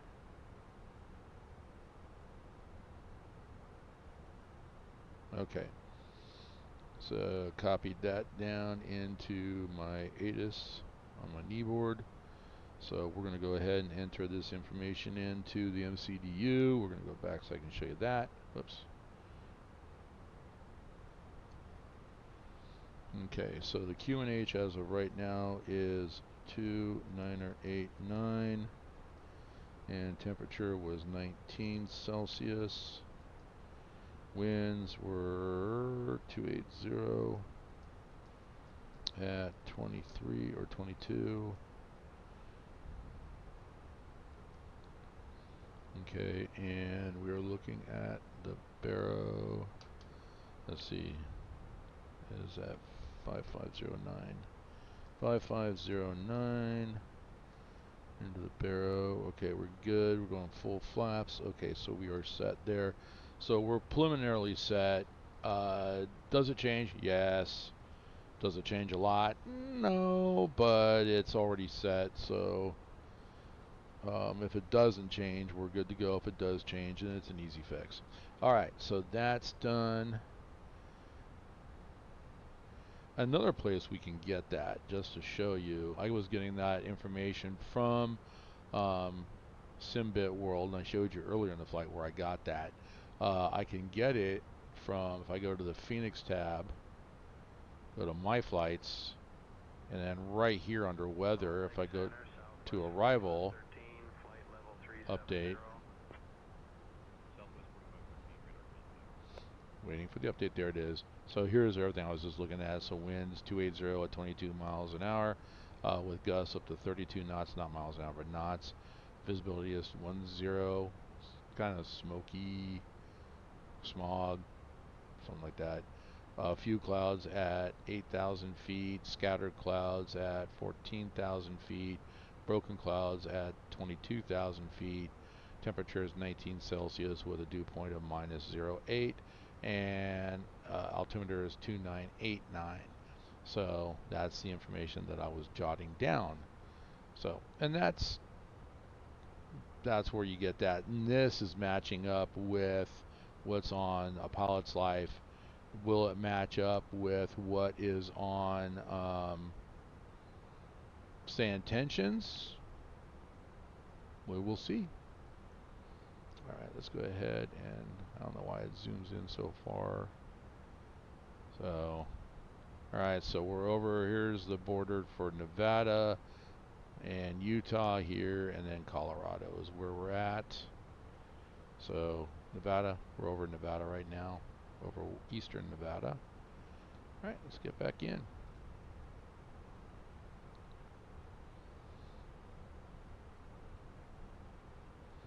And in today's modern aircraft, this is pretty much what you're doing, is you're just, yeah, all you're really doing is just maintaining. You're kind of a computer engineer, but you do need to know how to fly. Absolutely, you do. I want to check something here. So we go to turn off flight directors. Turn off having track, and there's the bird. So there was a video that came out about pilots not using the flight director, but using the flying the bird, and that's the bird right there with part of it here. So I don't know. I'm gonna put it back. I want the flight directors on. So you get these lines. So instead of chasing the bars, and they do it. I guess pilots do it. I gotta do that more often. But basically, truthfully, at this point, if I'm not recording or streaming live, I typically I turn off all failures, and I walk. Especially if it's a long flight, like a 4-hour or more flight. At that point, I walk away and go do stuff around the house and come back and check my flight. And that's just simply because with A Pilot's Life, you get, you're about all the time that you're in the air. It's all about the XP and the you're trying to make XP. I'm trying to get to, was it level 1 captain. So yeah, it is what it is. We're good. I need something to drink. I need to cash. I got a ton of cans here from all the soda I drink. I gotta quit drinking soda, I really do. But it's all sugar free at least. I don't know if that's good or bad. I need to water those, what I need, or what I want. There we go. Okay.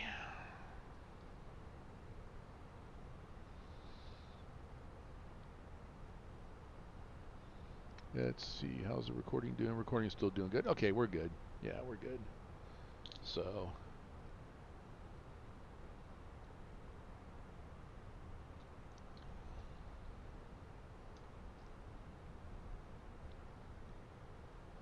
All right, so let's get in here, and I'm going to look. Let's get in.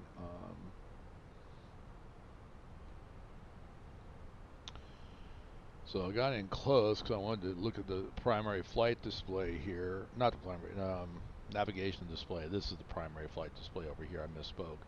So I was talking about setting up that one waypoint I was showing you earlier, and I was talking about that blue circle. So then you can see it starting to come in here. So this blue circle, this is 47 nautical miles away from the waypoint. So the waypoint's coming in closer as we're flying toward it. So when this blue circle hits the tip of the plane or gets close to the tip of the plane, then I'm going to go back into the MCDU and I'm going to check and make sure that all the values that I put into the approach page are up to date. And then that gives me a control. And then usually what happened on a flight, on my test flight with Say Intentions yesterday, I think it was, it told me I could expect to descend or start my descent in a certain amount of time, 20 minutes. So at which point, that's why I'm using, to time the flight, I'm using this chronometer here, which we've been flying for 55 minutes. But when they say, okay, time the, you expect to start your descent in 20 minutes, I will use this chronometer up here and it'll show up down here, so that as I get close to 20 minutes, basically it's ATC's way of telling me I need to have everything in my MCDU set up so that I'm ready to descend within 20 minutes. And he also gave me the option too, and then when you're ready to descend, go ahead. Well, I screwed up, and somehow I got on the wrong frequency, got back to the right frequency, and when I did that, Say Intentions took it that I was ready to descend, although I never said I was ready to descend. What I was doing, I was reading back the instructions to them, and he took it as I'm ready to descend, and so I did. I started my descent. Here's the problem with the Airbus. I was, and I don't know what the distance, I hadn't indeed looked that up, but I was not...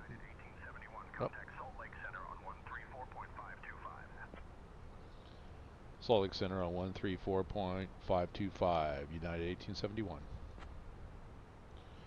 So I'm going to come down here.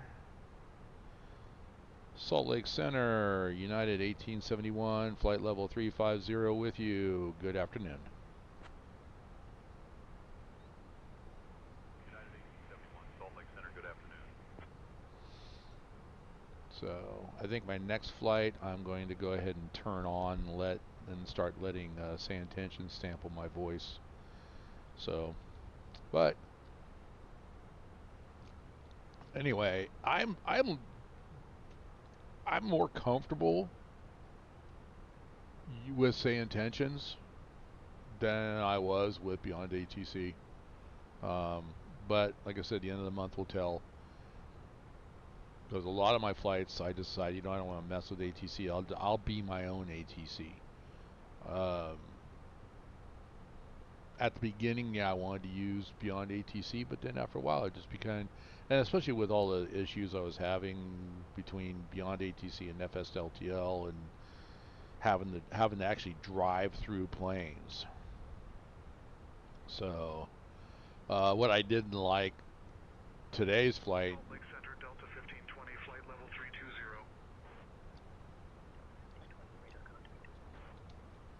So, and I think my next flight, I'm going to go ahead and turn that on too. So if there's anybody else in the area that's using Say Intentions, will hear my voice as well.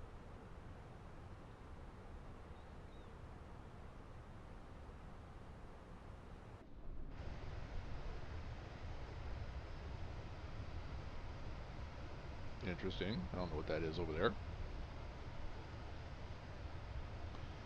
Graphics are really good. I know last night I came in and I live, basically my flight almost took me over where I live, as I was coming into the Bay Area, coming into San Francisco, and it took me a little bit north, but it did take me, because I live very close to Yosemite National Park, and we flew over it. It was actually really cool. I'm like, here's a huge valley. Look at that. I know that right there. There's Half Dome. There's El Capitan, and I'm like, okay, I know exactly what I can see. So I mean, this is just gorgeous.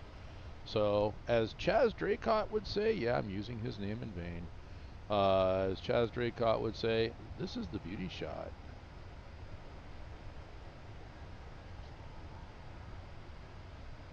So I do like this livery.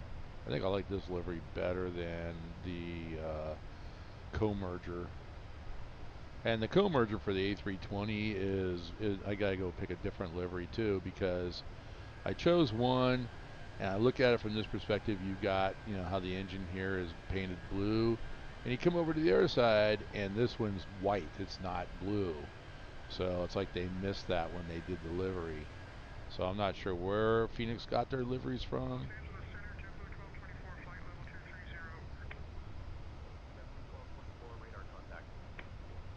Okay, so why am I hearing he's talking to Los Angeles Center when I'm on the frequency for Salt Lake Center?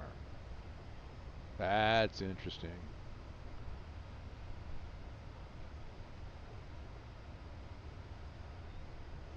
That's not good.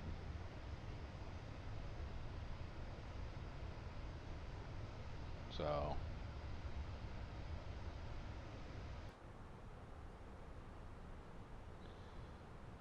alright, you can say it a little bit clearer on the navigation display here.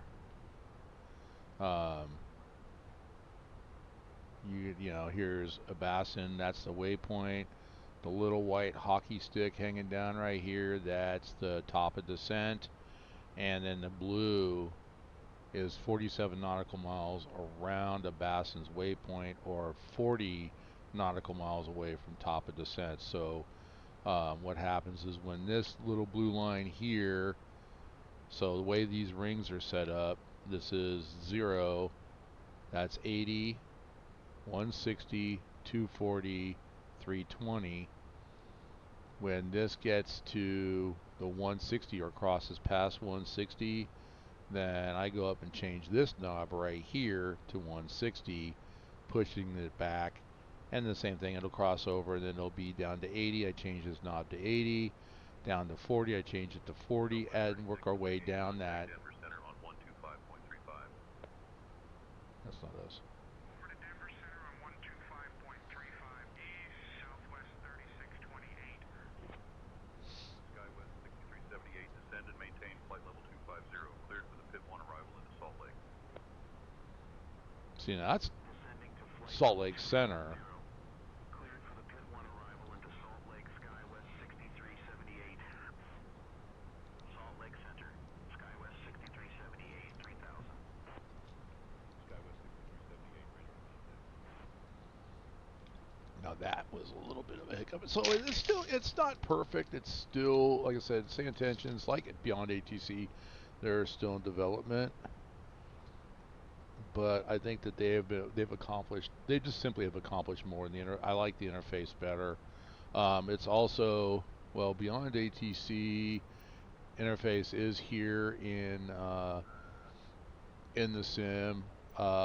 Say Intentions is also here in the sim. So I've got the panel here, and this is very similar to what I'm looking at, although this big button right here is pretty darn huge. But I can extend that out. You can also move this out, but this is what I'm looking at, but on the interface on another one of my monitors.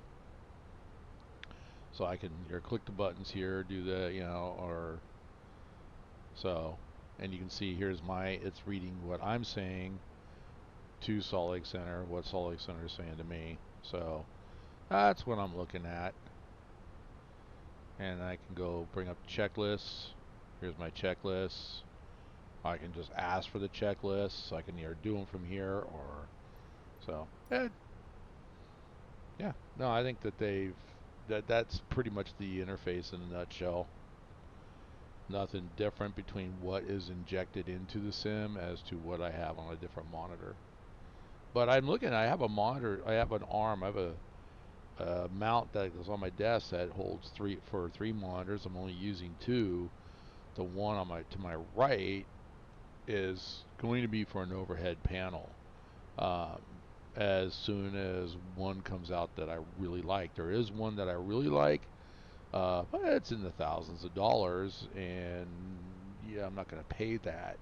The one that's more what I'm willing to pay is looks like it was made in a it really does look like it was made in a 3D printer. The one that I like that's over $1,000 is, I think they actually, you're using buttons and knobs and switches from Airbus. So anyway, yeah, so I think the next thing is I'm going to go through, I think it's Rosefire has the radio. I'm using that a lot now because of Say Intention, so I think that would be the next one that I would use. And I would actually start dialing the frequencies in instead of having the ATC programs change the frequency for me. I would actually dial it in. So be more realistic. Get that. I'm really trying to get that full immersion. That's my intention.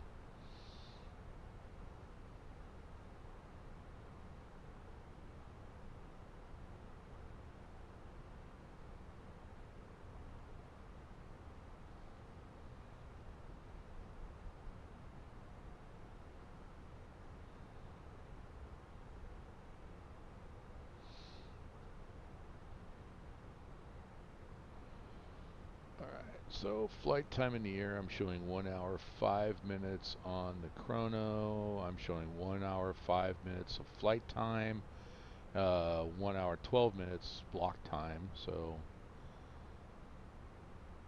we are halfway over Utah.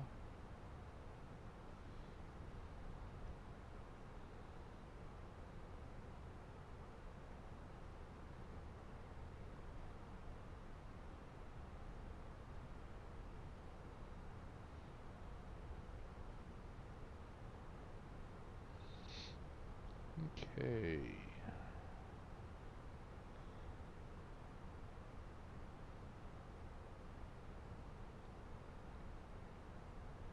Oh, I started to say something and I got off track. Going back to starting descent. The Airbus is interesting. I don't know how close top of descent has to be. I think it has to be it has to be at least within that 40 miles, or 40 nautical miles that I set up. Typically, I start my descent about 10 nautical miles away from it. But when I started it yesterday, or the last flight I did, when I started my descent, the plane didn't manage itself. I was having to manage the plane.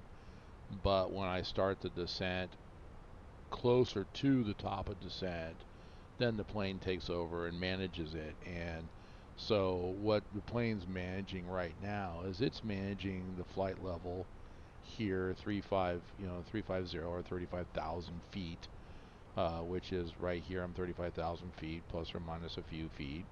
The dashed lines in the dot is the plane is managing the speed and the plane is managing the heading. So the flight management console or the autopilot console is this section right here. And so we have, basically I can, control, dial up, change how fast or how slow I want to go, change change my heading. And especially if I get vectors from ATC, I would change headings here, and vertical speed knob and altitude all set right here in thousands or in hundreds. So pilot EFIS is here, co-pilot EFIS is over here. So I do have, since I'm only the one sitting here, I have flight directors linked. So if I turn off the flight director here, it turns off flight director over here. And constraints are not linked because the constraint's not on over here, so I'll turn that on. doesn't need to be as long as I have my constraints on. Those are not linked and cannot be linked for some reason. I'll have to go back and look. They did an update, so maybe they added that to where I could set that and went from WinWing. This is exactly what I have, and it's full scale 1-to-1. At one time, they had this part of the glare screen, and I wouldn't mind having this also, but I don't see that on their page, so I don't know if they don't have that anymore, or maybe it was somebody else who I saw that had that. So anyway, what does work in Beyond ATC is the DCDU. The DCDU is supposed to work in Say Intentions as well. In fact, I've got to look at how to do it, but I can go before I leave the gate. As long as I'm within 30 minutes, I can go into the MCDU and basically key in KUSA, and that would tune the MCDU and the radio to the appropriate frequency, and the MCDU would then ask for my clearance, and it would get it automatically, and the clearance would come up here on the DCDU. So this does work. Beyond ATC, I can go in and I can request it in Beyond ATC and get a response. Yesterday I tried to request it and with Say Intentions and did not get a response. So something I need to look into. It does work. I just couldn't get it to work. That's me. That's not Say Intentions. I just got to figure that one out. Okay, what's next? Well, Denver. Here's Denver Airport starting to come in on the navigation display. So we're going to start our process here as we get closer. Like I said, we're past that halfway point over Utah. The next state is Colorado, and then of course we'll be going into Denver. So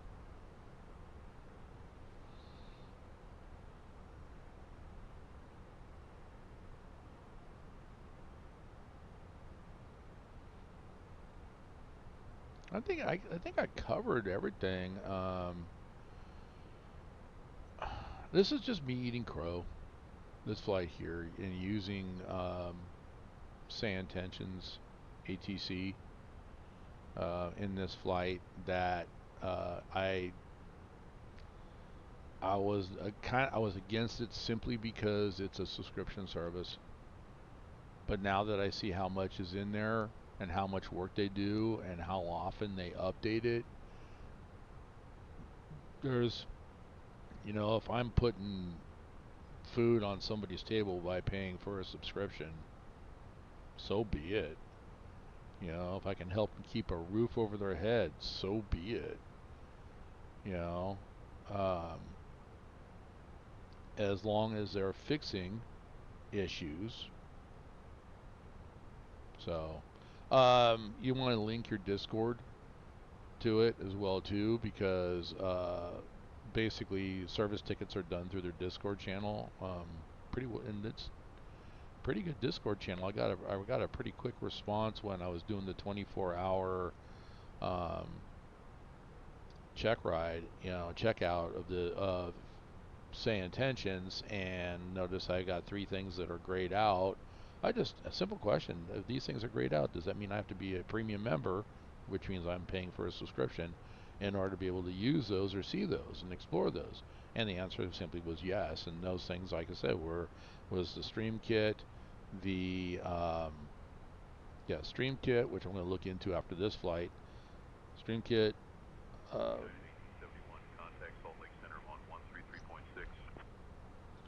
Salt Lake Center on 133.6, United 1871.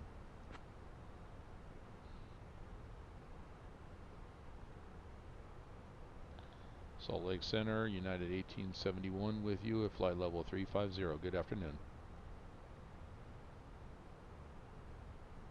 United 1871, Salt Lake Center. Good afternoon.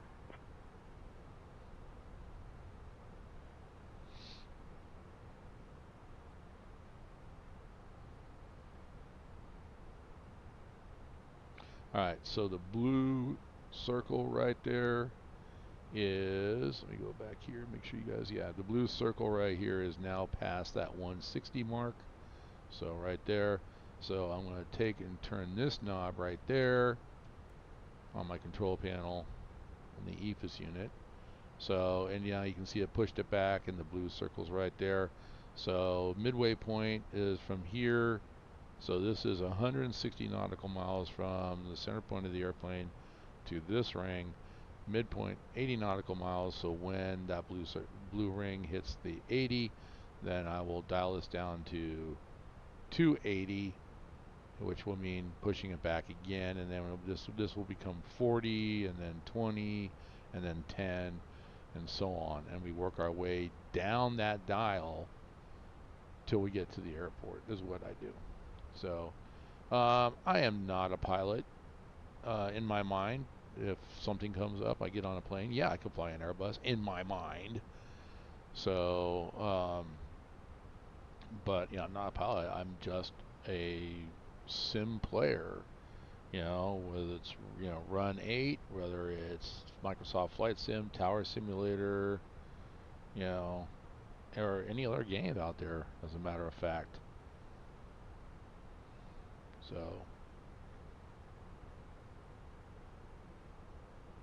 So I'll be doing a flight tomorrow. I might actually, oh, something I played with I did do it with Say Intentions is the Taxi Tuner. Taxi Tuner is really cool. That is, I took a local airport and somebody else had already done it, but I'm like, I didn't like what he did. I don't think he didn't do his boundaries right. He kind of, I don't know. I put the full boundaries around the airport. You know, you can set up the runway. You can set up the taxiways. You can set up all the parking stalls. And this little airport is nothing but it's a GA airport, local GA airport. And so, but I noticed that the guy who had set one up, I mean, the parking stalls were he had them set up for like, you know, small aircraft, medium aircraft, large aircraft. And I think that what he used was a symbol for airliner. So, which, like I said, this is not an airliner airport, it's a GA airport. So I'm working on it, and it's very easy to use. It really is. Time consuming, sure, anything like that's going to be, but it is very easy to use. And then I get something I can just keep it for myself when I practice flying my Cessna, you know, or I can actually publish it. And if it works out really well, I'm probably going to publish it, you know, and it's the accurate one. But the tuner, they're a version 4, so it's pretty cool. I'm going to go look and see if somebody has. I was flying out of Kansas City, and I know the taxiways that Say Intentions had given me was like, no, I don't like it. So something I want to look at is, well, if I had pulled 1871, contact Denver Center on 127.55. Denver Center on 127.55, United 1871. Sorry, let's conduct business. Denver Center, United 1871 with you. Good afternoon. I forgot to tell him what flight level I was at. United 1871, Denver Center, good evening. Or technically good evening, huh? Okay.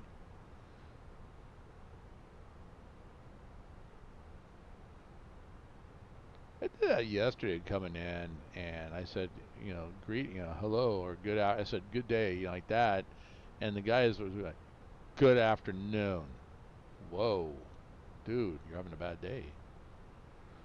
What is learning? What is learning? Learning. I don't have to look at this button here. Learning center. Start here. Feature FAQ.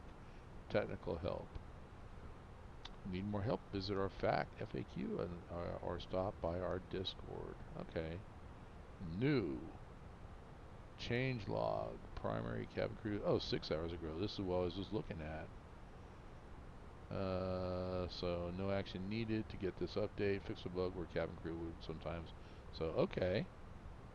Sky Ops set com 1 to 122.11. Sky Ops dispatcher transmit Sky Ops. This is call sign requesting a mission. Okay. Search and rescue, VIP transport, cargo, air ambulance, fire operations. So interesting, very interesting. Live map, you can get live map. Threw me off because when I first brought it up, it showed my airplane parked right in front of my house. What the heck was that, guys? Quick settings, auto detect. I don't need that. So comms from the pilot side as opposed from the co-pilot side. I'm really hoping that, you know, I can fly with somebody and, you know, I got a couple of friends we can fly on. If they're using Say Intentions, we can do the multiplayer and actually talk to each other over the radio channels. That would be actually really cool. So, but yeah, I think I'm going to do, I plan on doing a stream of setting up my own checklist, and a stream also on working on an airport and doing the taxi and everything on there. I mean, other than the tutorials from Say Intentions, I haven't seen anybody else do that. So, but no, it's actually, like I said, I'm definitely liking it. It's got some issues, but I think so does Beyond ATC. I don't know why. I think I just like Say Intentions better. And especially with the first officer doing the checklists. My next thing is to actually set that switch so that not only is he doing the checklist, he's also flipping switches. I just need to set the checklist. And the checklist tuner, you can go in and actually take that checklist and tweak it right down to the point of a certain response. So, like the beacon light thing, I want to move that to the very end because I'm using GSX. Remember, I explained that in GSX, when you turn the beacon on, then the ground crew. 71, expect to see for arrival bump transition. I'll start your descent in about 20 minutes. Copy. Expect the ski for arrival, bump transition, expect descent in 20 minutes. United 1871. Okay, so he's going to start in about 20 minutes. And I started the chrono, so I can expect that in 20 minutes. So bump transition. We are coming up to the bump waypoint. So, and that is the ski 4 right there. So that's the start of ski 4. So now I'm going to go back into performance, and I'm going to look at descent and then go to approach. I want to make sure that I am set and ready, so I'm going to go back and look at the METAR and for a pilot's life. So where I'm looking at now, I'm looking at this bottom line down here. So 2988 altimeter's right there. So 2988, it did change a little bit. Temperature is still 19 and wind 290 at 20. So 290 at 20. Alright, so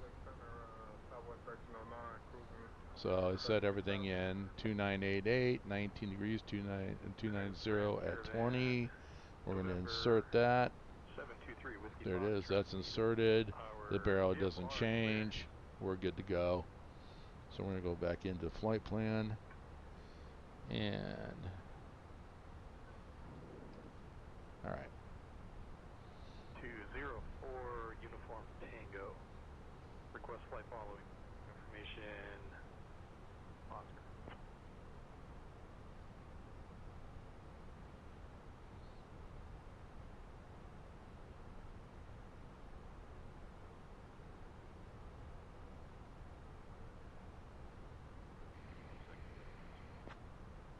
Departure maintain VFR at or below 5,500. Departure on 12755 will squawk 5434. Alright, so my blue ring is crossing over that 80. Sorry, 723 Whiskey Foxtrot. Huh. Interesting. So I think that was a human at some point in this. Alright.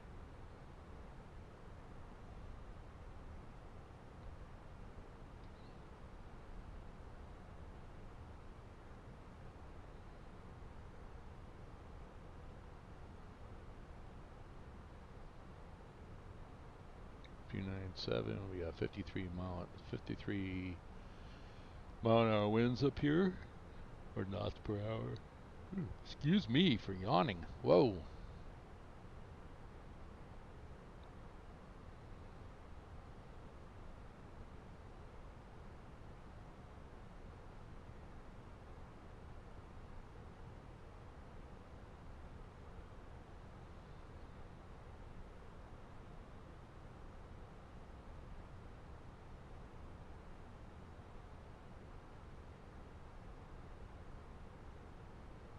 So that's a little bit different than what I had yesterday. I mean, he said, I'll start your descent. The other one at the ATC was, you can expect to descend in 20 minutes. So I should just assume at that point that he's going to start my descent in 20 minutes. Or if I'm ready to start my, I can call up and that I'm ready to descend. I'm ready to descend right now. But we're only 4 minutes into this, so we got about another 15 minutes here. And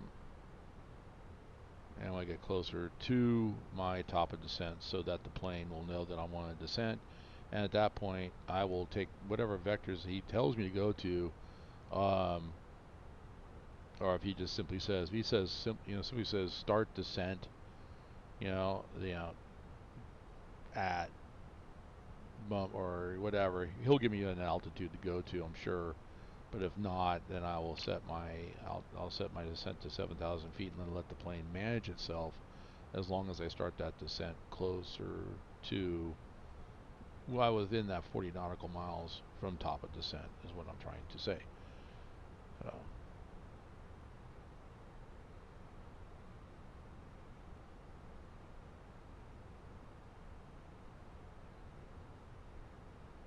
15 minutes to descent.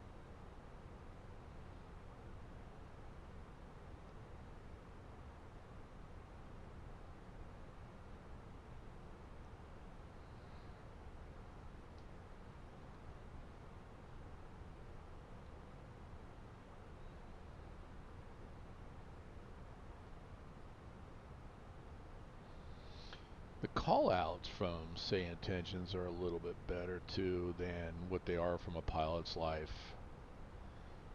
I don't know if I have a setting for that. Let me see. Settings. Sounds enabled. Application settings. Notification for submitting flight. Dark themes. Sounds enabled.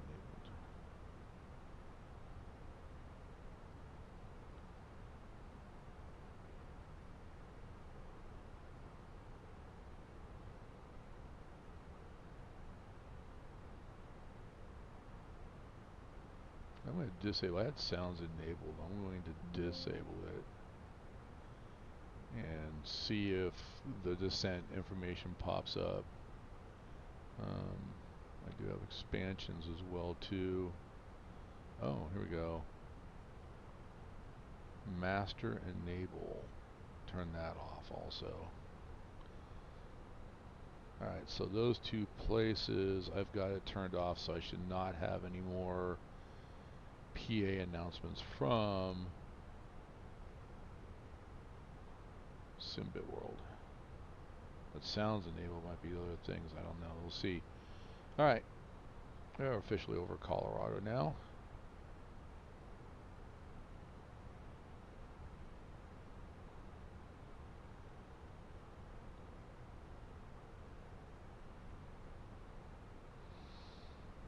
Alright, so that blue ring is crossing right through the bowl. waypoint on the ND.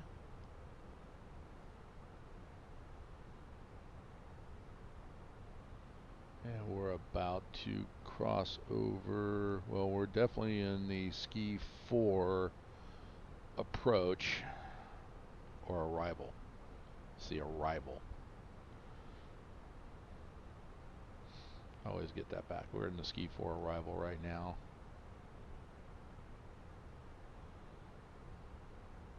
Alright, so that blue ring is inside the 40 nautical miles, so I'll go ahead and I'll change my settings to 40 on that navigation display.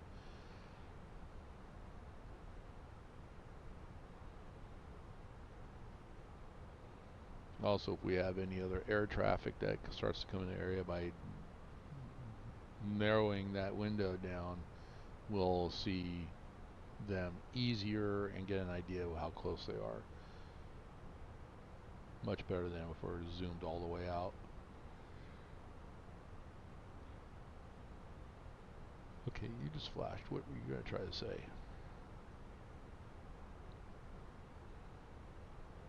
Chrono on the ND is saying we're at 8 minutes 30 seconds.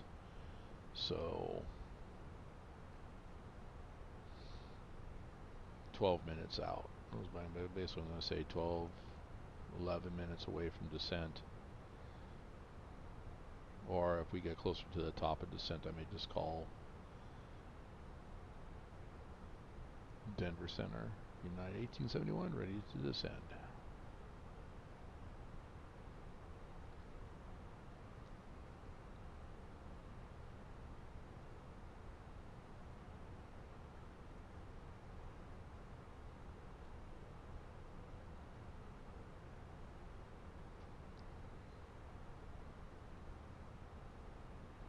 "65 miles from top of descent."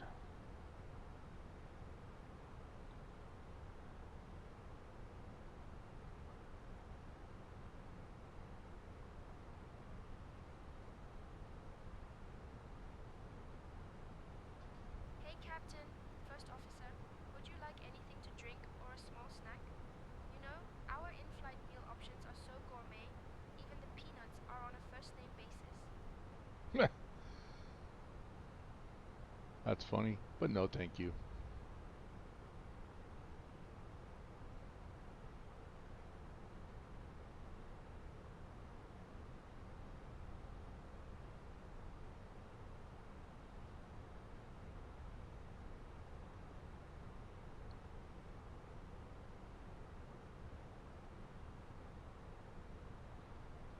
Ladies and gentlemen, this is your pilot speaking. We'll be starting our descent into Denver International Airport in approximately 10 minutes.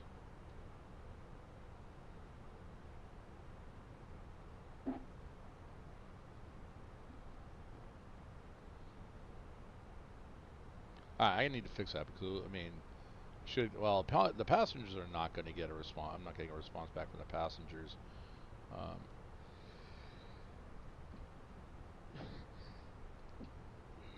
But I'd like to be able to talk to you, because apparently you can talk to your cabin crew and have a conversation with them, but I need to fix. There's something I need to fix. So,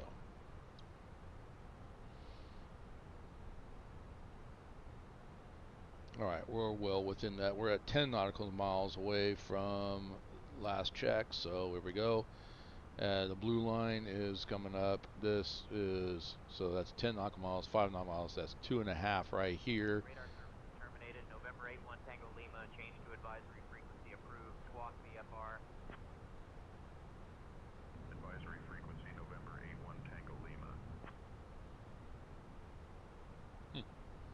Alright, one last check on the... So we're going to go in here. I'm going to do AOC menu, weather request, KDEN,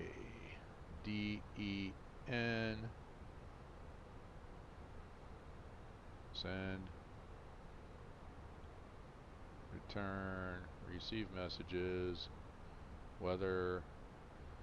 Alright, so biggest thing right here is 2988. So we'll go into performance.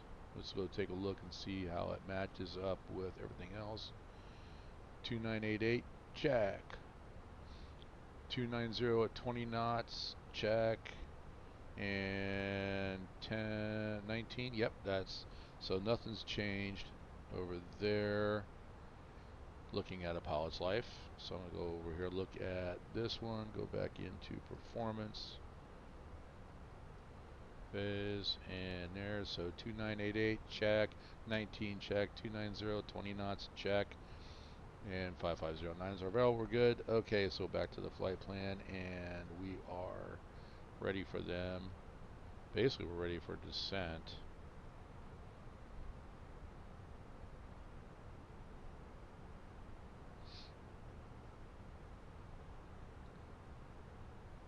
Which is in about 7 minutes if they hold true.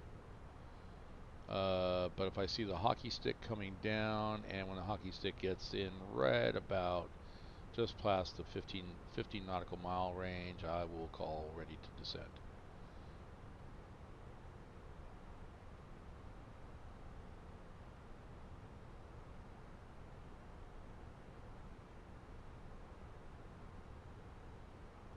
United 1871, contact Denver Center on 124.5.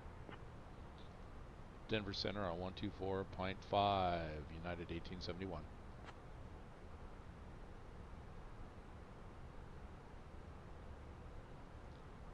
Denver Center, this is United 1871, flight level 350. Good evening.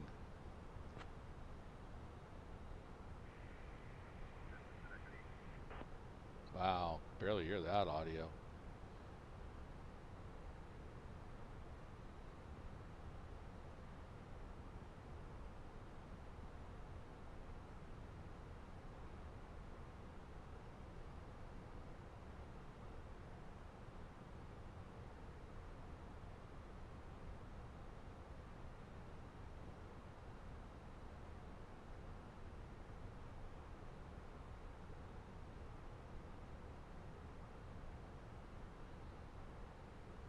Actually could have.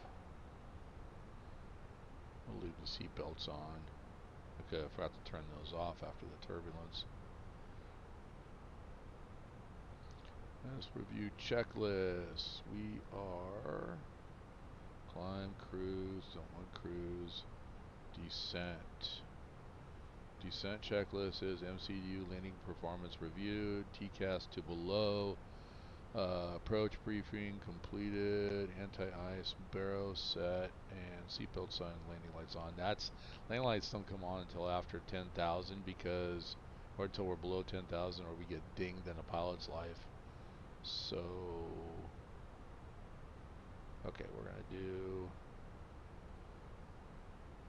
to below. TCAS to below. We've already done the MCDU. Landing performance is already set. Approach briefing. We are still expecting runway ILS 26. Barrow setting is 2988. When we come out of transition, landing lights will go on at below 10,000.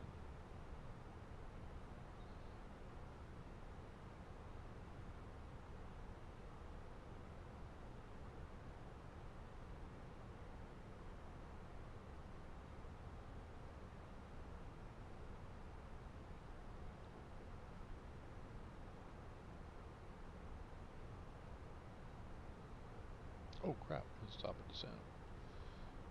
What did I say I was going to do? Call for top of descent. No, stop doing that.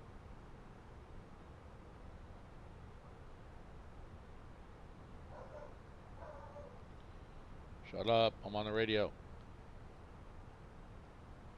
Denver Center, United 1871, ready to descend.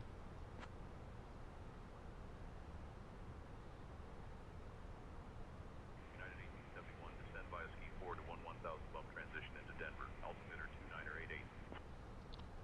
Descend via ski 4 to 11,000 feet, bump transition, United 1871.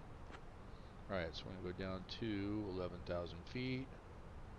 set, and we're going to engage that. So now I pushed in here. We got 11,000 feet. We got the dots. So the aircraft is managing speed, heading, and descent rate. So, and now that was the problem I had yesterday. So I've got, as long as constraints are turned on, it'll fly these constraints. So this constraint here is Ladies and gentlemen, we have begun our descent into Denver International Airport.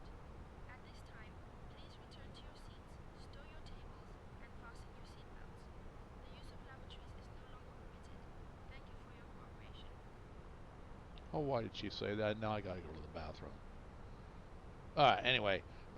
So we gotta go be above flight level 270, 27,000 feet. We're at 34.7. Green dot's coming down, so if we get green dot right here, we're in a perfect, we're holding perfect at the proper speed, and green dot's coming down to,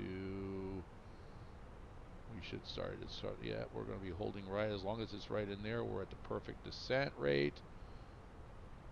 Perfect. We are set and perfect.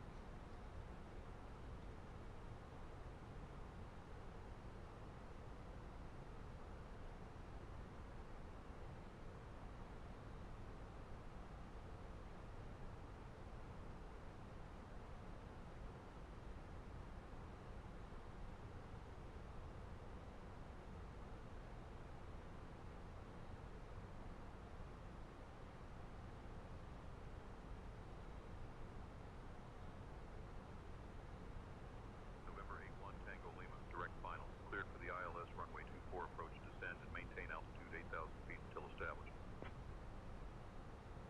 Down to 8,000 cleared for the ILS 24 approach, November 81 Tango Lima.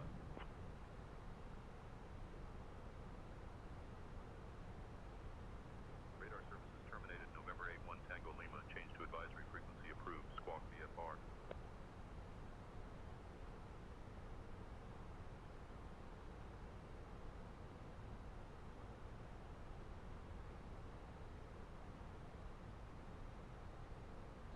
And no response.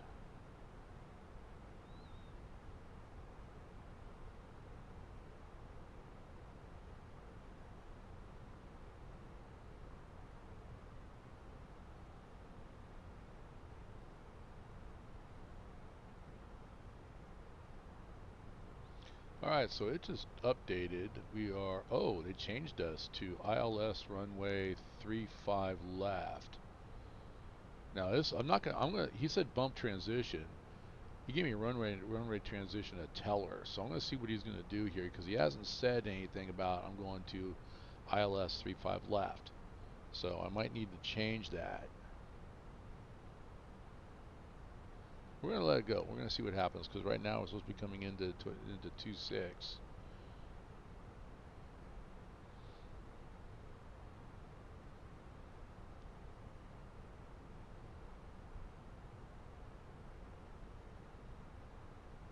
Now, what is the bump transition? Interesting. It said runway transition is Teller. Let me scroll up.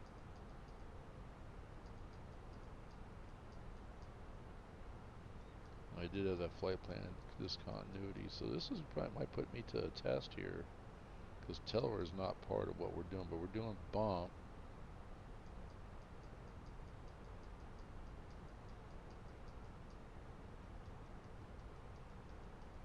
I already passed bump. Alright, we'll see what happens here.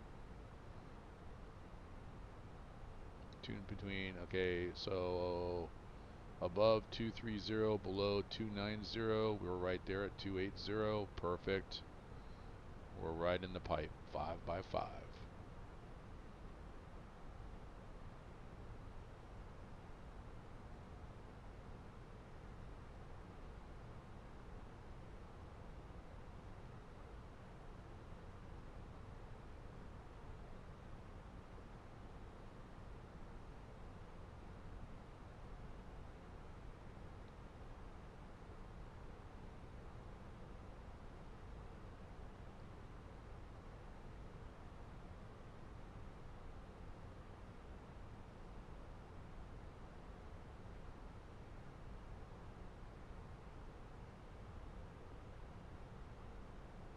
That was going in arrival gate is terminal B7.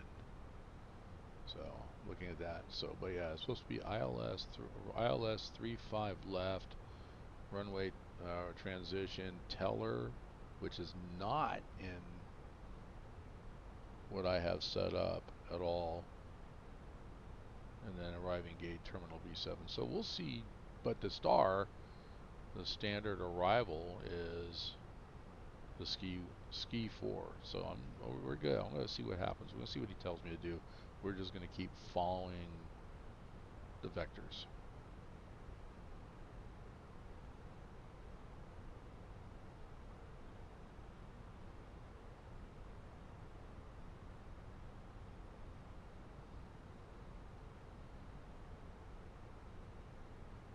So it's just really good. Here, Beyond ATC did the same thing as Say Intentions. I mean, it all depends on weather changes.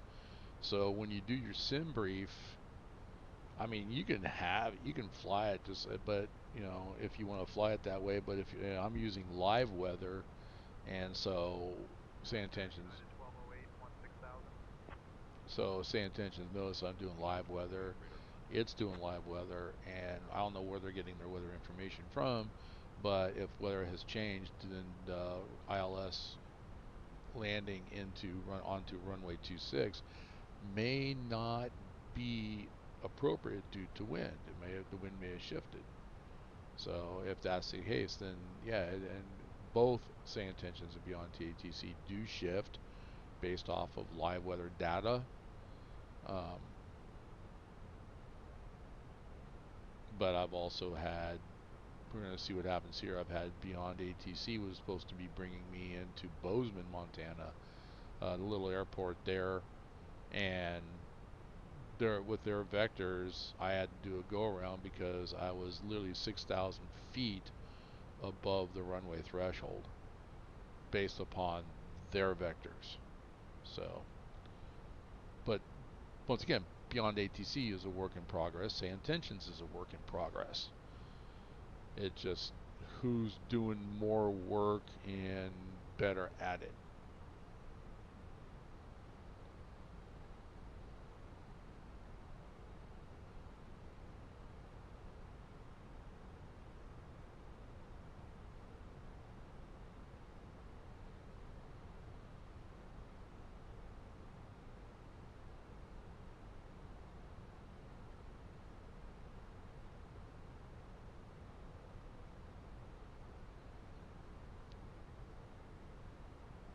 Alright, so we can't be going faster than 270 knots. Right now we're about 265, so we're perfect on that.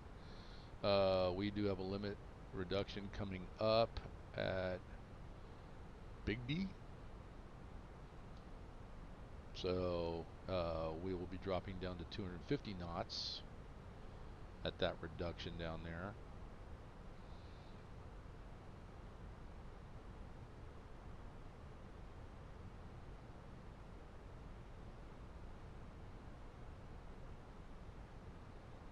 Transition altitude. Let me see what the transition altitude is.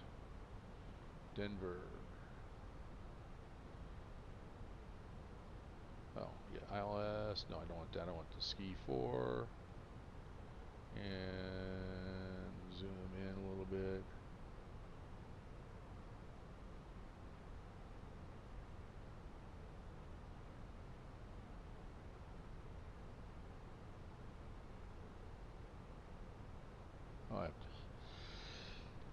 Oh, excuse me. Yeah, it's my allergy season. Transition altitude, transition level is flight level 180. Okay.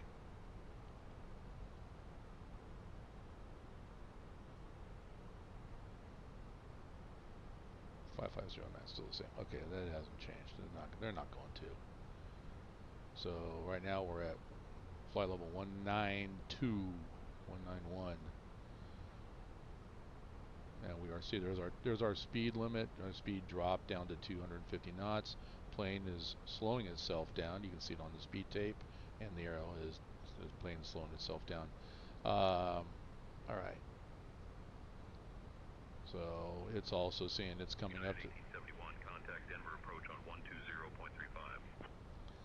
Denver approach on 120.35, United 1871.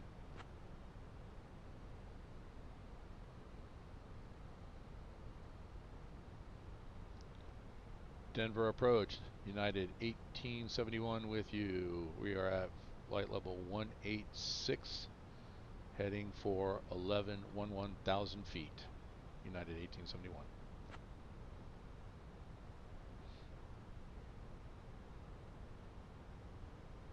United 1871, Denver approach, good evening, cleared teller transition. Expect the ILS runway 35 left approach into Denver.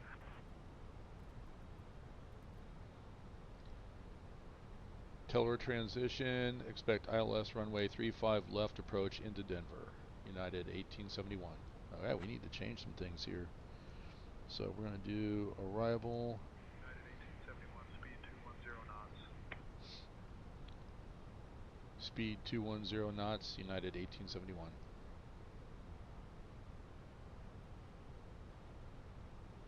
So I'm going to dial up 210.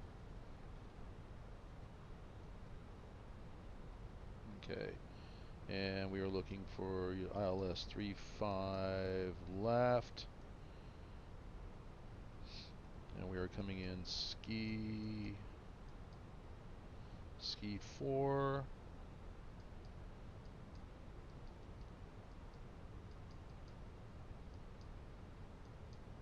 I don't see a teller transition.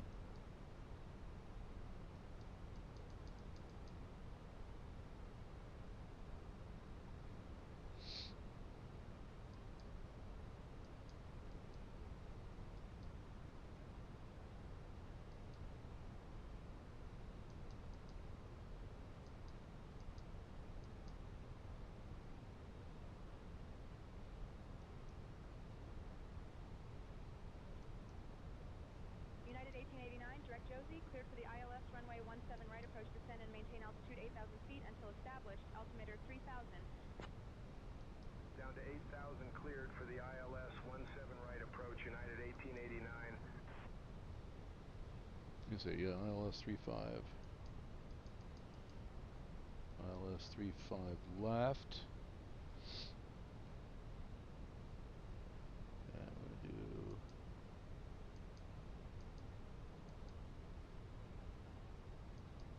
T-bar, C. Can I do teller? What did you say? Skywest 4743, direct lead, cleared for the RNAV Zulu runway 16 left approach, descend and maintain altitude 7,000 feet until established. Descending to 7,000, cleared for the RNAV Zulu 16 left approach, Skywest 4743. I don't have a teller. Skywest 4743, direct leads. Cleared for the RNAV Zulu runway 16 left approach, descend and maintain altitude 7,000 feet until established.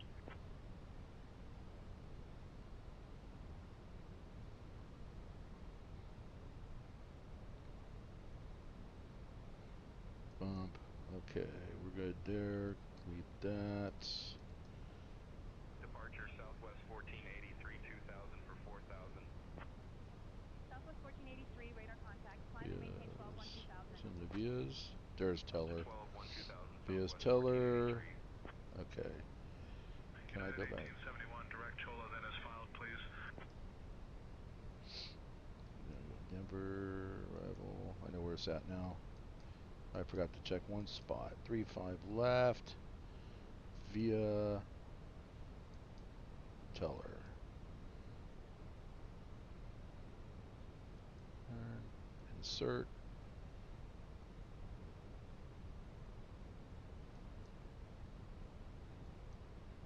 United 2121, direct Josie, cleared for the ILS It's being runway 17 right approach, descend and maintain altitude 8,000 feet until established. Arrivals. Teller return. Secondary flight plan. Activate. Where's activate secondary flight plan? Alright, there we go. Activated. Alright, we're good.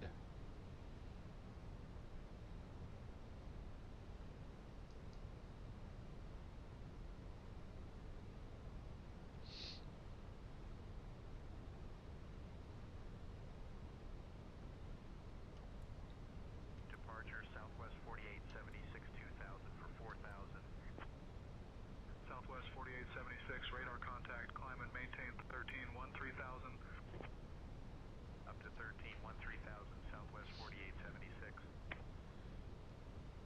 Direct to Chola, then as filed, United 1871. I missed that one. So we're going to go direct. I don't have a Chola. I'll go to trucking.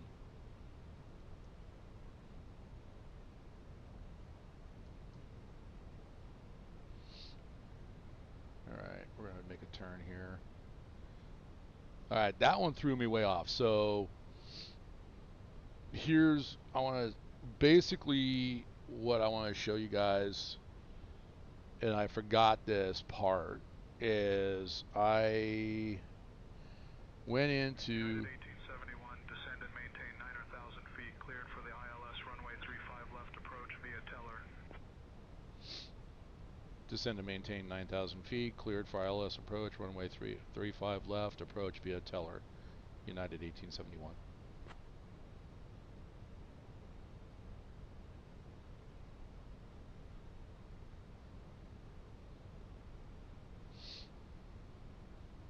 Okay.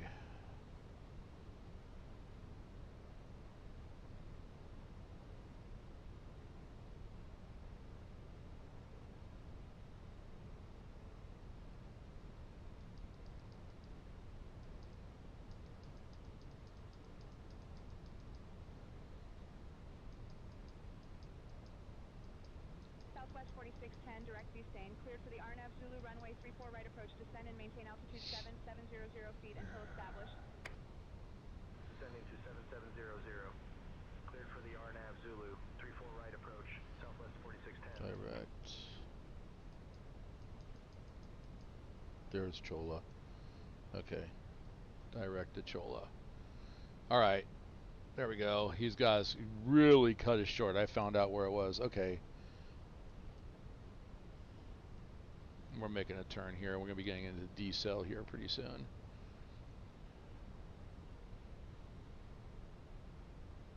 Alright, so let's go ahead and start putting... Southwest 4140, contact Denver Tower on 124.3.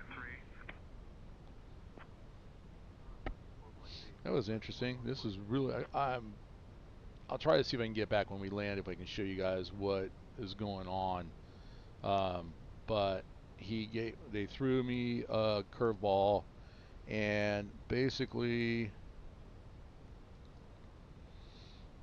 Well, I can't even show you there.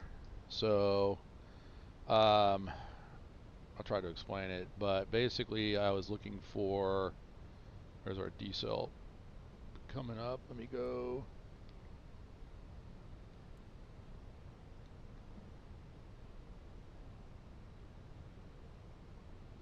Oh, I gotta change. Oh, destination data. Oh, diesel.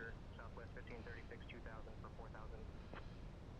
2988. 19. And then I need. Come over here. Sorry, guys. I gotta work on this. I need all 3-5 ground charts. Where is it? There's ground charts. Denver, United 2108. United 2108, speed 210 knots. Speed 210 knots, United 2108.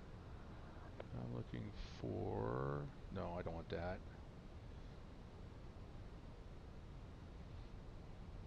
Arrival. That's what I want. Direct Hope, cleared for the RNAV Yankee runway 17 right approach, descend and maintain altitude 11,000 feet. There's what I want. Descending to 11,000, cleared for the RNAV Yankee 17 right approach, Southwest 38. 5634. American 1997, contact Denver Tower on 124.3. Contact Tower on 124.3, American 1997. I'm working. Alright. We are past decel. Autopilot 2 engaged. ILS engaged. Departure Southwest 431 2000 for 4000. Southwest 431, radar contact, climb and maintain 13-1-3000. Climb 13-1-3000, Southwest 431. Performance 290. 20. Yep, got it. Temperature is 19. Got it. 2988. Got it. Okay, good. Woo, nice curveball, dudes. I like it. All right, we are holding a 10,000. Skywest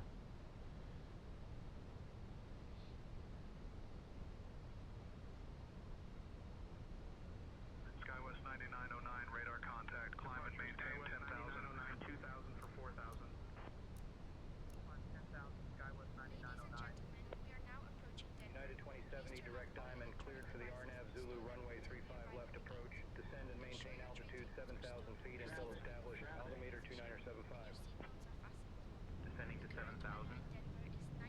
Cleared for the RNAV Zulu, 35 left approach, United 2070. Our assigned gate is Terminal B7. Thank you for your cooperation.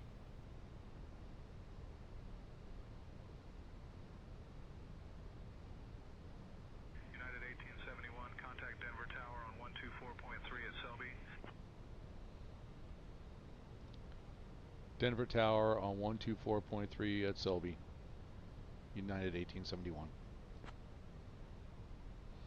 And we're passing Selby right now. So I'm going to go to Denver Tower. There it is.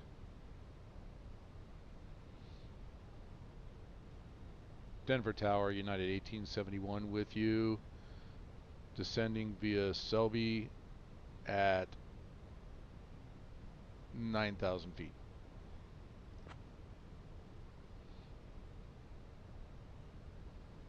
United 1871, Denver Tower, roger. Continue approach runway 35 left. Continue approach runway 35 left, United 1871. Okay, I've got glide slope. I have localizer. We're lined up. Let's bring the gear down because I'm looking at the runway. United 1871, winds 290 at 20, gusting 32. Runway 35 left, cleared to land.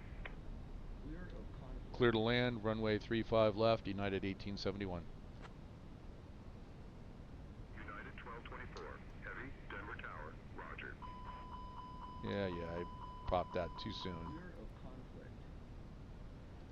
Alright. I am ignoring... United 1224, heavy, winds 290 at 20, gusting 32. Runway 35 left, cleared to land.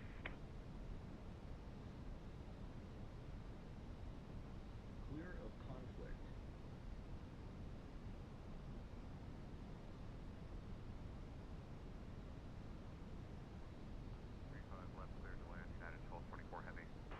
Alright, I forgot I had... Speed was set to 210. I need to try to slow this thing down. Get below 200. Gears down, slowing down. Okay, cleared that. Flaps 2. Let's get to flaps 3. Come on. Come on.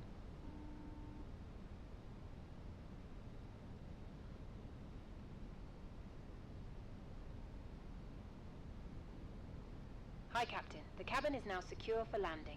Thank you. Can you bring me some clean underwear, please? Now we got this. Never mind that. I don't need that. All right, and come on, slow it down even more.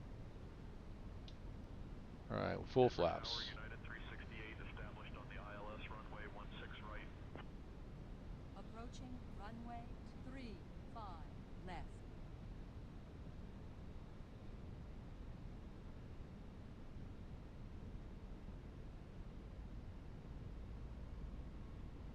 $500.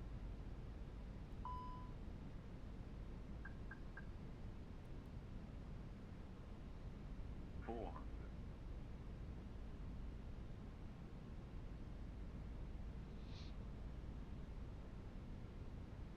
300.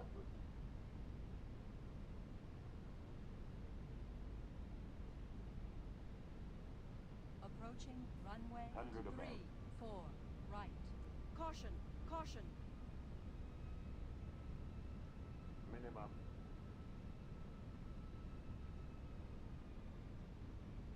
50, 40, 20, retard. Oh.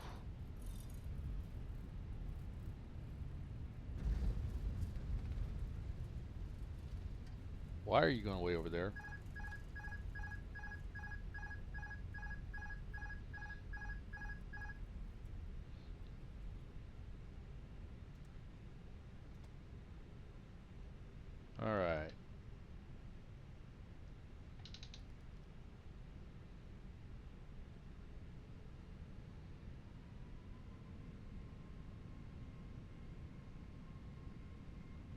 flaps off, auto flap.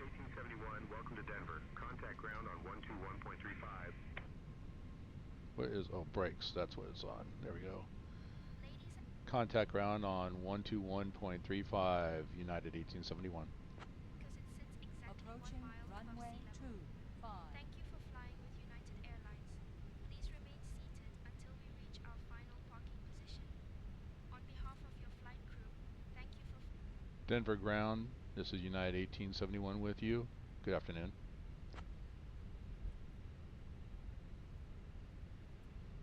Whoa! United 1871, Denver ground and Charlie.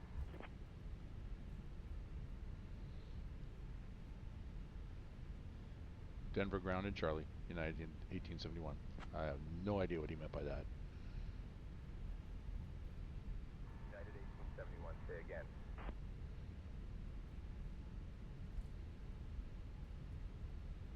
Alright, let's go ahead and slow this thing down.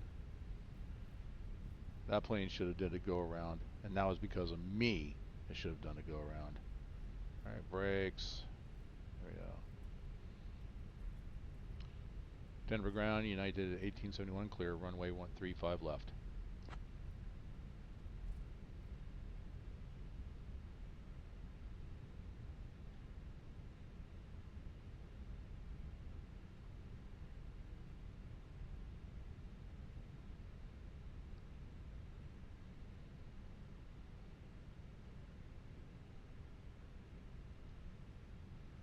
Denver ground, request taxi to the gate. United 1871. Not my best. United 1871, taxi to Terminal B, Gate 7 via Mike 6, Mike Bravo, November Green. Good day. Taxi to Terminal B, Gate 7 via Mike 6, Mike Bravo, November Green. Have a good day. Alright, so we are down. So let's see, strobes can go off. That goes to taxi. Heavy, Denver ground, taxi to Terminal B, Gate 36 via Bravo Sierra Green. Good day. Alright, so really a good curveball there at the end. And I'm looking. Bravo 36 via Bravo Sierra Green, United 1224 Heavy. What? I'll maybe get to the gate and I'll turn off Say Intentions. I'll kind of go over a recap on this.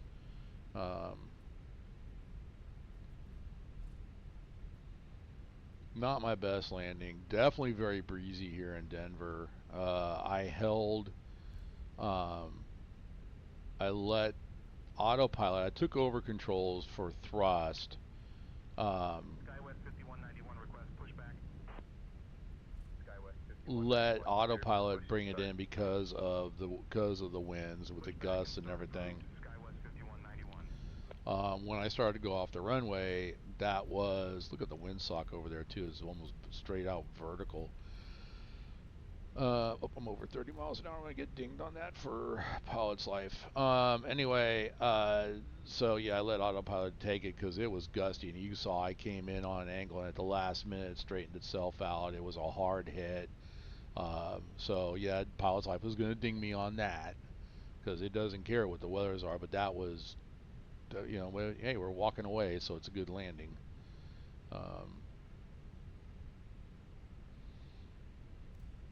So far, the taxi here for Denver has been pretty spot on. Like I said, the one for Kansas City, not so much.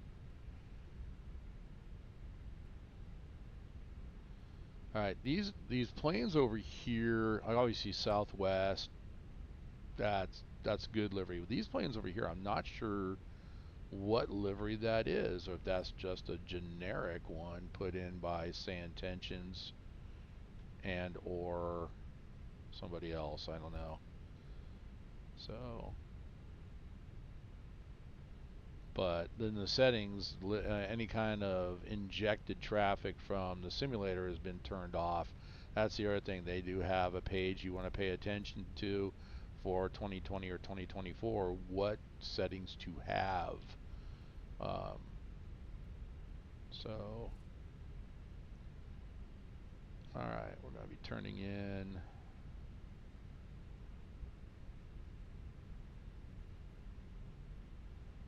Still going a little bit fast. Alright, so the taxiway here is a little bit off. This is where I want to explore the taxi tuner to see if it's if the taxi tuner, if I go in ahead of time and call up the taxi for like KSFO and KDEN in this case here, if it would be more spot on. It is following the track, so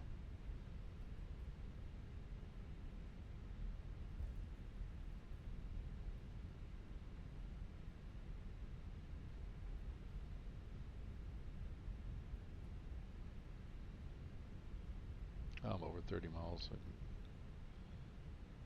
Now something I could do to mitigate that is I can come up here, turn on yellow hydraulic pump, and kill engine number 2.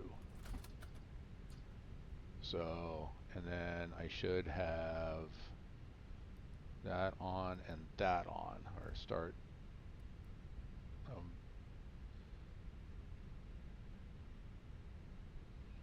Alright, so, okay, now where is he taking me? I'm just following the green arrows.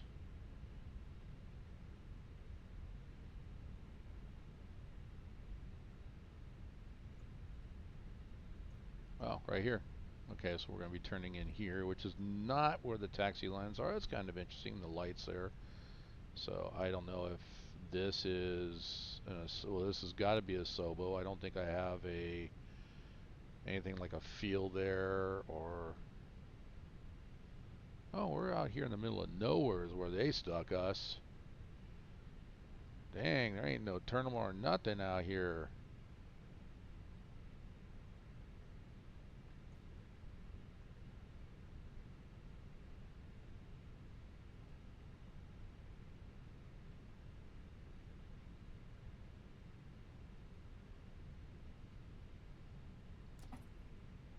Alright, we're going to stop here. Parking brakes are on. And APU is available, so we will go ahead and put that on, turn that on, and then we will go ahead and kill engine number 1.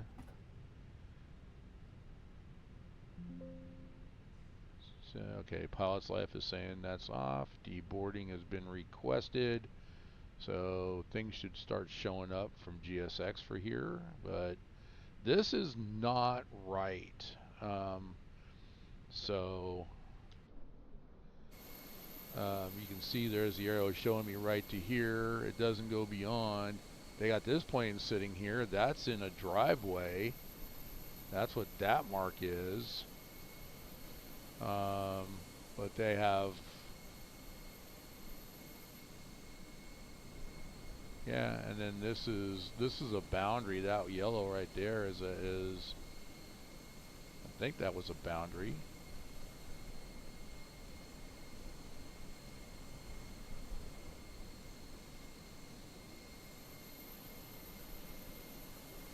But I don't know. Interesting. I'm thinking I should have been over here, so I need to take a look and see what airport I have, if this is actually part of the Asobo. So, alright, we are done. Everything was perfect, or provide feedback. I'm going to go provide feedback, because this is something that they want to know at the end of this. Oh, I'm going to get dinged on my report too, because I just noticed that. Let's see. Yep, I forgot to turn off the lights as I turned in. Seatbelt signs can go off. This can go off. Beacon can go off. Nav and logo can go off. Arm doors can go to off. And then, of course, GSX is starting to pop up because things are going off. So the beacon going off, we'll call GSX. I don't know if GSX is going to be coming out. Well, they gave me the ground power. Yep, cargo doors are opening up automatically.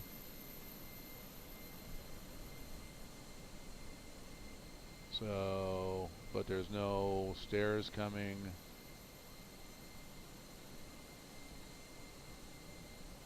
I don't know. Really strange. Strange place to put me. I don't know if that is where it belongs. I think I might have to take a look and maybe make a create a plan, because I have a feeling since I'm flying for United now, I'll probably be coming back to Denver quite often on these medium flights. So, all right, external power is available. We're going to go ahead and plug into that. We're going to kill the APU bleed, and we're going to kill the APU. And we let everything cool down. We can go to Phoenix and mass and balance, and 5418 ready to taxi. All right, let's call runway 25 taxi via Kilo Purple Juliet Charlie Sierra Hotel Alpha Alpha Golf.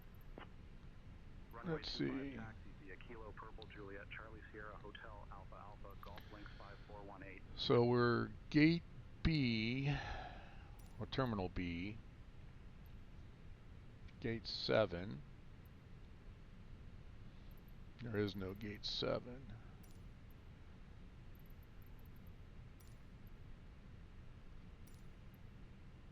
So I think gate 7 was actually occupied. Yeah.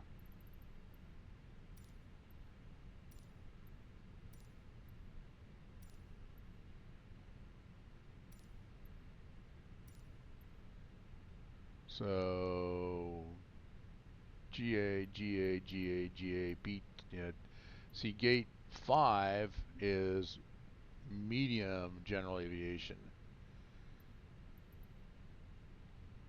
So they're saying B10 is available, so I could actually go B10. And I think I'll just warp there. Alright. 7863 ready for push and start. Looks like there was a A10. See, it says A10, not B10. Push and start approved. UPS 7863. But this makes more sense here. I'm next to, I got United over there, Untidy over there, and request deboarding. And we will do United Airlines white. There we go, we'll do that one. Handling by United Airlines, and see everything's starting to pop in now. Which if GSX, if we had gotten a proper gate, we would actually have had a marshaller here bringing us in. So, okay, and let's see. Yep, here come baggage, everything. So this makes more sense here, and at least we're lined up properly. So better to be here. But you know, I could have swore I said B10. And here it is, A10 and A11 and stuff. So master cutout, clear the messages. There we go. And external power, we can go ahead and we'll turn that off.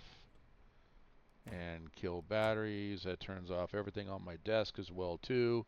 So we are shut down, back to cold and dark again. Well, welcome to Denver, everybody. So, all right, let's go over briefing again here, how bad the landing was. They threw us a curveball. I want to, how do I kill that? Alpha 2 Alpha Mike Alpha Alpha Golf. Runway 25 taxi via Sierra Charlie Alpha 2 Alpha Mike Alpha Alpha Golf UPS. Okay, I just clicked on new flight, that killed it. All right, so I'm going to close out that. There we go. Okay. And let's go. First of all, I want to forget flight report. Everything was green. Landing gear retracted on initial climb late. I know, I remember doing that. Landing rate G-force was in the green, but the landing rate was bad. And of course, taxi lights off and max ground speed. I did go over that. I already knew I was going to go over that. So I got pretty much dinged on the things I thought I was going to get dinged on. And then so we're going to submit this flight, which that should probably lower my rating. I was at 93% pilot rating. Okay.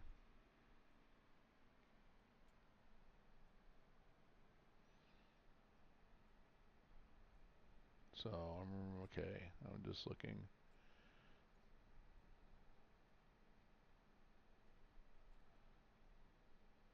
$92.87. So it did lower me. But let's see, my XP is 19,300 now. And I've got, well, I will get paid out on my flights. I've got 10 flights in. I'm getting paid $79 an hour. So that's $790 this week so far. As of right now, too, something I'll probably do, they're doing a medium flight from that has started. I think I can add that to my schedule. Oh, it's not even going on yet. So this starts at 1 o'clock Zulu time. It goes from Tampa to St. Martin's. So that'll be an interesting flight. It'll be an evening flight if I do it tonight, or if I wait till tomorrow morning and do it, that'll be my Saturday morning flight. And that will grant me, what are they offering? $300 pay right up for doing that, and 200% XP over my normal XP. So once again, I do those Saturday morning flights and Sunday morning flights. Anyway, let me close out that. Okay, so I was expecting runway 26. That's what my flight plan called for. Then Say Intentions changed it up, and that's a normal process. You can set up your flight as what you're expecting, but if it changes, you got to be able to know how to make those changes in the MCDU. What tripped me up was I initially could not find the teller transition. So it wasn't under the transition page in the MCDU, and I think I was showing the MCDU as I'm looking through. I could find the runway 35 left, then come in on the ski 4 arrival, which is what I was doing. But then I'm looking at transition, and it wasn't in the transition page. Then I forgot the vias. There's vias, and I went to the via page, and sure enough, there was the teller transition. So basically, what they were telling me was to use the ski 4 arrival, approach 35 left via the teller transition, and they did say via. And so once I put it in, okay, now I had it. Do you want to deboard crew? Yeah, it was good. Pilots and crew off both. Crew Okay. Starting. So pretty much that's telling me everything's cleared out. So I'm just keeping this up. So anyway, once I had that, then he said go to CHOA. Well, I'm looking for direct to CHOA, and normally I can't scroll up and down. In this case, there were so many waypoints that the list was long, and I didn't scroll down far enough until I found CHOA. And I was trying to make some adjustments, able to come back and get into CHOA at the last minute. If I had done the direct to CHOA, and I had missed that in the ATC, I had missed that. And if I had actually gone direct to CHOA when they told me to, it would have been a more straight in approach, and that's what ATC was giving me. What I was doing made that a non-straight in approach. And I should have had, my clue was looking at the Say Intentions. Your crew has deboarded. Thank you. The Say Intentions panel, and if you remember, I was talking about that they were having me go to 35 left. At that point, I should have changed it to 35 left, coming in on the ski 4, same arrival, go to 35 left, and then I could have gone by via teller. I would have been prepared for that. Now, there's nothing in um, in real life that would tell me that until ATC told me that.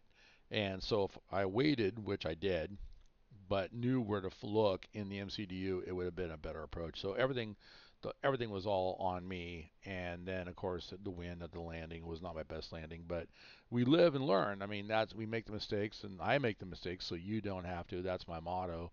So otherwise, it was not a bad flight. Say intentions, I still like it. It's when he throws those curveballs, Beyond ATC or BATC, they do the same thing, but not to the extent that Say Intentions did it. So yeah, I like it. I like that little curveball. It makes flying that much more fun. So good on them. So anyway, once again, I'm eating crow. I mean, honestly, give Beyond ATC a really good look. So anyway, I will catch you guys later on the next flight, next stream, next recording. I don't know what I'm going to be doing. I'm kind of shooting from the hip. So we'll catch you next time. This is Kurt H. I am the Lazy Farmer. Have a great evening.